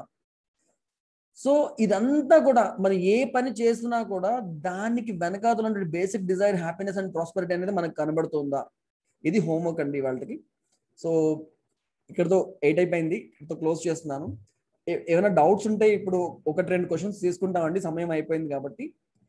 అండ్ దీనిపైన మీరు వర్క్ చేసి మీకు వాట్సాప్ గ్రూప్లో ఇచ్చినటువంటి హోంవర్క్ని మీరు చేసి మీకు వచ్చినటువంటి సందేహాలన్నీ కూడా ఇవాళ మళ్ళీ సాయంత్రం 7 నుంచి 8 వరకు ఏదైతే క్వశ్చన్ ఆన్సర్ సెషన్ ఉంటుందో ఆ సెషన్లో మీరు యాక్టివ్గా పార్టిసిపేట్ చేసి ఈ క్వశ్చన్స్ అన్నిటికీ ఆన్సర్స్ తెలుసుకోవాలని మేము రిక్వెస్ట్ చేస్తున్నాము.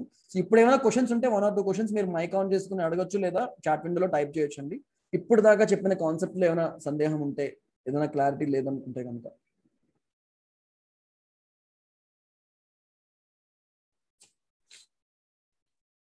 సార్ నేను సత్యరాజేష్ మాట్లాడుతున్నాను సార్. చెప్పండి సత్యరాజేష్ గారు.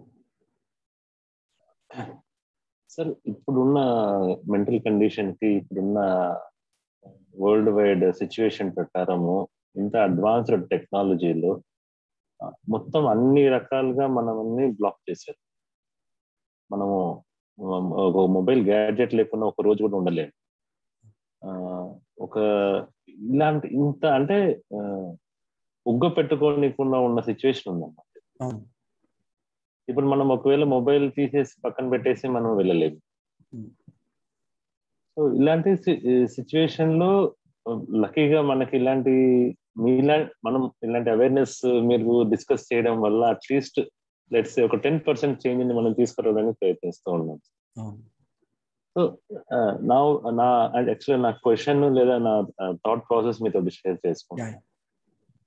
ప్రాబబ్లీ ఒక అనలాగ్ అనేది, ఒక డిజిటల్ అనేది 2 డిఫరెంట్ స్ట్రీమ్స్ నుంచి ఆ డిజిటల్ అనేసి వెళ్ళిపోయి మన ఓల్డ్ మెథడాలజీకి మనం సస్టైన్ అయితే మనకు సొల్యూషన్ ఉంటుందని నా ఒపీనియన్.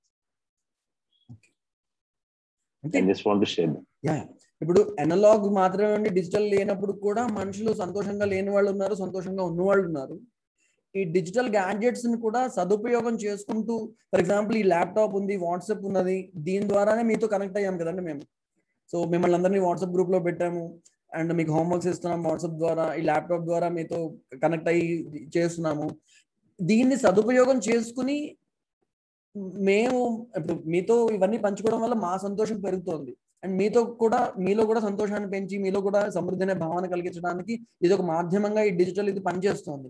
సో ఈ డిజిటల్ దీన్ని మనం సదుపయోగం చేసుకుంటామా, లేదా దానిలో ఇండల్జ్ అవుతూ ఉంటామా, అండ్ ఏది నాకు అవసరము అనేది కంటిన్యూస్ గా ఇరుకులో ఉంటామా. బేసిక్ గా ఏమవుతుందంటే అవేర్నెస్ మిస్ అయిపోతుంది అన్నమాట. అవేర్నెస్ మిస్ అయినప్పుడు నాకు వచ్చినటువంటి కోరికలు, ఆలోచనలు, నా ఆస్పిరేషన్స్ ఇవన్నీ కూడా ఎక్కడి నుంచి తీరుతాయి అనేది నాలో అవేర్నెస్ లేకపోతే ఈ బయట నుంచి వచ్చేటువంటి కండిషనింగ్స్, ప్రీ కండిషనింగ్ ఉంటుంది కానీ మాన్యతలు ఏవైతే ఉంటాయో వీటి నుంచే మనకి ఆనందం కలుగుతుంది. ఆ ఫోను ఆ దీంట్లోనే కంటిన్యూస్ గా మనము, ఇప్పుడు నాకు చెప్పాను కదా, ఏదైనా సరే ఇప్పుడు ఒక పర్టికులర్ యాప్ చూస్తున్నారు అనుకోండి, ఆ యాప్నే మీరు కంటిన్యూస్ గా చూడడం కోసం అని చెప్పి దానికోసం వాళ్ళు ఎంతో ప్రయత్నిస్తుంటారు, చాలా కష్టపడతారు మిమ్మల్ని కంటిన్యూస్ గా ఆ యాప్ లోనే ఉంచడం కోసం అని చెప్పి. దాంట్లోనే మీకు కావాల్సినవన్నీ, ఇప్పుడు ఫ్లిప్కార్ట్ ఫేస్బుక్ ఉంది అనుకోండి, ఫేస్బుక్ లోనే వీడియోలు, ఫేస్బుక్ లోనే మార్కెటింగ్, ఫేస్బుక్ లోనే మీ కనెక్షన్ అన్ని ఉండేలాగా మీరు దాని నుంచి పక్కకు వెళ్ళకుండా ఉండడం కోసం వాళ్ళు ప్రయత్నిస్తారు. అది వాళ్ళ పని. సో మనము వాళ్ళు చేస్తున్న ప్రయత్నానికి అనుగుణంగా వాళ్ళ ప్రీకండిషనింగ్ లో మనం ఇరుక్కుపోయి మనం అదే పని చేస్తామా, లేకపోతే దాన్ని కరెక్ట్ గా ఎంత వాడుకోవాలో అంత వాడుకుని పక్కన పెట్టేస్తామా. సెల్ ఫోన్ లేకుండా బతకడం అవుతుందా అవదా. నేను డీప్ వర్క్ అని ఒక బుక్ చదివాను. అందులో గొప్ప గొప్ప వాళ్ళు ఏదైతే చాలా అద్భుతమైనటువంటి పనులు చేస్తారో వాళ్ళు ఫోకస్ అంతా కూడా అన్డివైడెడ్ అటెన్షన్ ఇద్దాం అనుకున్నప్పుడు ఈ గ్యాడ్జెట్స్ అన్ని పక్కన పెట్టేసి ఫుల్ ఫోకస్ ఆ పని మీద చేసి అద్భుతమైనటువంటి ఒక మంచి బుక్ రాసినా, ఒక మంచి ఇన్వెన్షన్ చేసినా వాళ్ళు ఆ డీవియేషన్స్ అన్ని పక్కన పెట్టి అన్డివైడెడ్ అటెన్షన్ ఇవ్వగలుగుతున్నారు.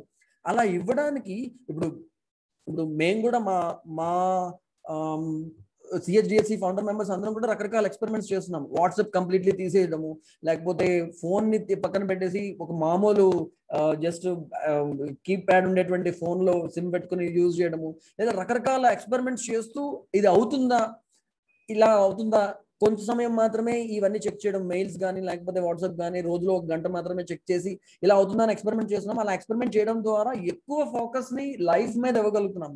మన అవేర్నెస్ ని పక్కకి తీసుకెళ్లిపోయేటువంటి అన్ని విషయాల్ని పక్కన పెట్టి మన ఫోకస్ ఏది మోస్ట్ ఇంపార్టెంట్ దాని మీద ఇవ్వడం కోసం ఏవైతే అడ్డంకులు ఉన్నాయో వాటిని పక్కన పెట్టడానికి అవకాశం ఉంది. ఇవన్నీ కూడా ఇప్పుడు మా ఫౌండర్ మెంబర్స్ అందరూ కూడా మీతో షేర్ చేసుకుంటారు వాళ్ళ లైఫ్ లో ఎలా వీటిని ఇంప్లిమెంట్ చేస్తున్నారు. కేవలం థియరీ చెప్పడమే కాకుండా ప్రాక్టికల్ గా మేమందరం ఏం చేస్తున్నాం అనేది మీకు 6th డే నాడు షేర్ చేస్తామండి. అన్ని కూడా ఇట్ ఈస్ పాసిబుల్. అయితే మీరు అన్నట్టుగా మనం అట్లీస్ట్ ఈ వర్క్ షాప్ ద్వారా ఆ అవగాహనలోకి వచ్చిన తర్వాత ఏం చేయాలి అనే కోరిక, ఒక ఆలోచన వస్తే ఆ ఆలోచనలోంచి మనము రకరకాల సొల్యూషన్స్ అన్ని మనకు వస్తాయండి. అసలు ఏం చేయాలో మనకు తెలియకపోతే, అసలు ఇది అవసరం అనే అవేర్నెస్ లేకపోతే అసలు ఆ డైరెక్షన్ లోనే వెళ్ళం అనమాట.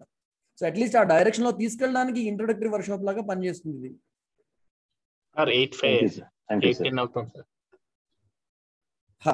చెప్పండి సత్యరాజేష్ గారు. Thanks sir, thank you sir. So సమయం 8:07 అయిందండి. క్వశ్చన్స్ ఏమీ లేకపోతే కనుక మనం ఇక్కడ క్లోజ్ చేసి డీటెయిల్డ్ గా మీరు అందరూ కూడా క్వశ్చన్ ఆన్సర్ సెషన్ అటెండ్ కాండి సాయంత్రము. అండ్ మీకున్నటువంటి సందేహము, చిన్న సందేహమా పెద్ద సందేహమా, అడగొద్దా అని అనుకోవద్దు. మీరు అడిగే క్వశ్చన్ మిగిలిన వాళ్ళందరికీ కూడా ఉపయోగపడవచ్చు. అందువల్ల మీరందరూ కూడా చక్కగా మీ యాక్టివ్ గా ఇప్పుడు మార్నింగ్ సెషన్ లో ఎంత యాక్టివ్ గా మీరు పార్టిసిపేట్ చేసి ఇంటరాక్ట్ అయ్యారో అంతే యాక్టివ్ గా ఈవినింగ్ సెషన్ లో కూడా మీరు ఇంటరాక్ట్ అవ్వండి. అది కూడా అంతే ఇంపార్టెంట్ అనమాట. సో సార్ ఇంకో చిన్న రిక్వెస్ట్, మీకు క్వశ్చన్స్ లేకపోయినా అటెండ్ అవ్వడం వల్ల ఏమవుతుందంటే వేరే వాళ్ళ క్వశ్చన్స్ అడుగుతారు కదా, అవి వినడం వల్ల కూడా మీకు చాలా మంచి నాలెడ్జ్ ఉంటుందండి. సో చాలా మంది మాకే డౌట్స్ లేవు అనుకోవచ్చు, కానీ మన ఆలోచనలో మనకు డౌట్స్ లేకపోతే డిఫరెంట్ గా ఆలోచించి రకరకాల యాంగిల్స్ నుంచి రకరకాల ప్రశ్నలు ఎప్పుడు వస్తాయో అవి వినొచ్చు అండి. అవి వినడం వల్ల అసలు ఈ సెషన్ వినడానికంటే ఇంకా బెటర్ నాలెడ్జ్ అక్కడ దొరుకుతుంది మీకు. డే టు డే లైఫ్ లో ఎలాంటి క్వశ్చన్స్ వస్తున్నాయి, ఎలా అడుగుతున్నారు, ఏంటి, దానికి సమాధానాలు ఎలా ఉన్నాయండి. కాబట్టి మీకు ప్రశ్నలు, మీకు సమాధానాలు ఇవన్నీ అర్థమైనట్టు అనిపించినా సరే ప్లీజ్ డూ అటెండ్ అండి ఈవినింగ్. అండ్ వేరే వాళ్ళు ప్రశ్న అడిగినప్పుడు ఎవరైతే ఆన్సర్ చేస్తున్నారో వాళ్ళ సొంత ఎక్స్పీరియన్స్, వాళ్ళ లైఫ్ లో ఉన్న ఎక్స్పీరియన్స్ ని తో పాటు ఎగ్జాంపుల్స్ చెప్తారనమాట. అవి మనకు చాలా ఉపయోగపడతాయి. మేము రెగ్యులర్ వర్క్ షాప్ చేసినప్పుడు full day long work shop ఉంటుంది. అందులో ఎక్కడికక్కడే క్వశ్చన్ ఆన్సర్ సెషన్స్ కంటిన్యూస్ గా అవుతాయి అనమాట. ఇప్పుడు అలాంటి అవకాశం లేదు కాబట్టి మనము సెపరేట్ గా Q&A సెషన్ చేసాము. అది ఖచ్చితంగా మీరు అందరూ కూడా అటెండ్ అవ్వండి. Thank you so much for patient listening. And ఈ రోజు కూడా చాలా లేట్ గా వచ్చారండి, 6:30 పైన. దానివల్ల మీకే కంటెంట్ పోతుంది. కంటెంట్ మొత్తం లింక్డ్ అండి, ఇంటర్ లింక్డ్ ఉంటుంది. కాబట్టి మీరు కొంచెం మిస్ అయితే కొంత అర్థం కాకుండా ఉండే అవకాశం ఉంది. కాబట్టి బీ దేర్ at 6:30 అండి. మార్నింగ్ 6:25 కల్లా జాయిన్ అయ్యండి. 6:30 కల్లా ఈ రోజు లాగే క్లాస్ స్టార్ట్ అయిపోతుంది. 6:20కి వచ్చేస్తే ఏమైనా అప్పుడు కొన్ని సందేహాలు కూడా నివృత్తి చేసుకోవచ్చు 6:20 to 6:30 మధ్యలోని. సో 6:30 కల్లా షార్ప్ గా రేపు స్టార్ట్ చేసేస్తాము. సో 6:30కి మనము షార్ప్ గా స్టార్ట్ చేస్తాం కాబట్టి అందరూ 6:20కి జాయిన్ అయ్యే ప్రయత్నం చేయండి. ఎవరైనా కొత్తగా జాయిన్ అయ్యారండి ఈ రోజు సెషన్ లో?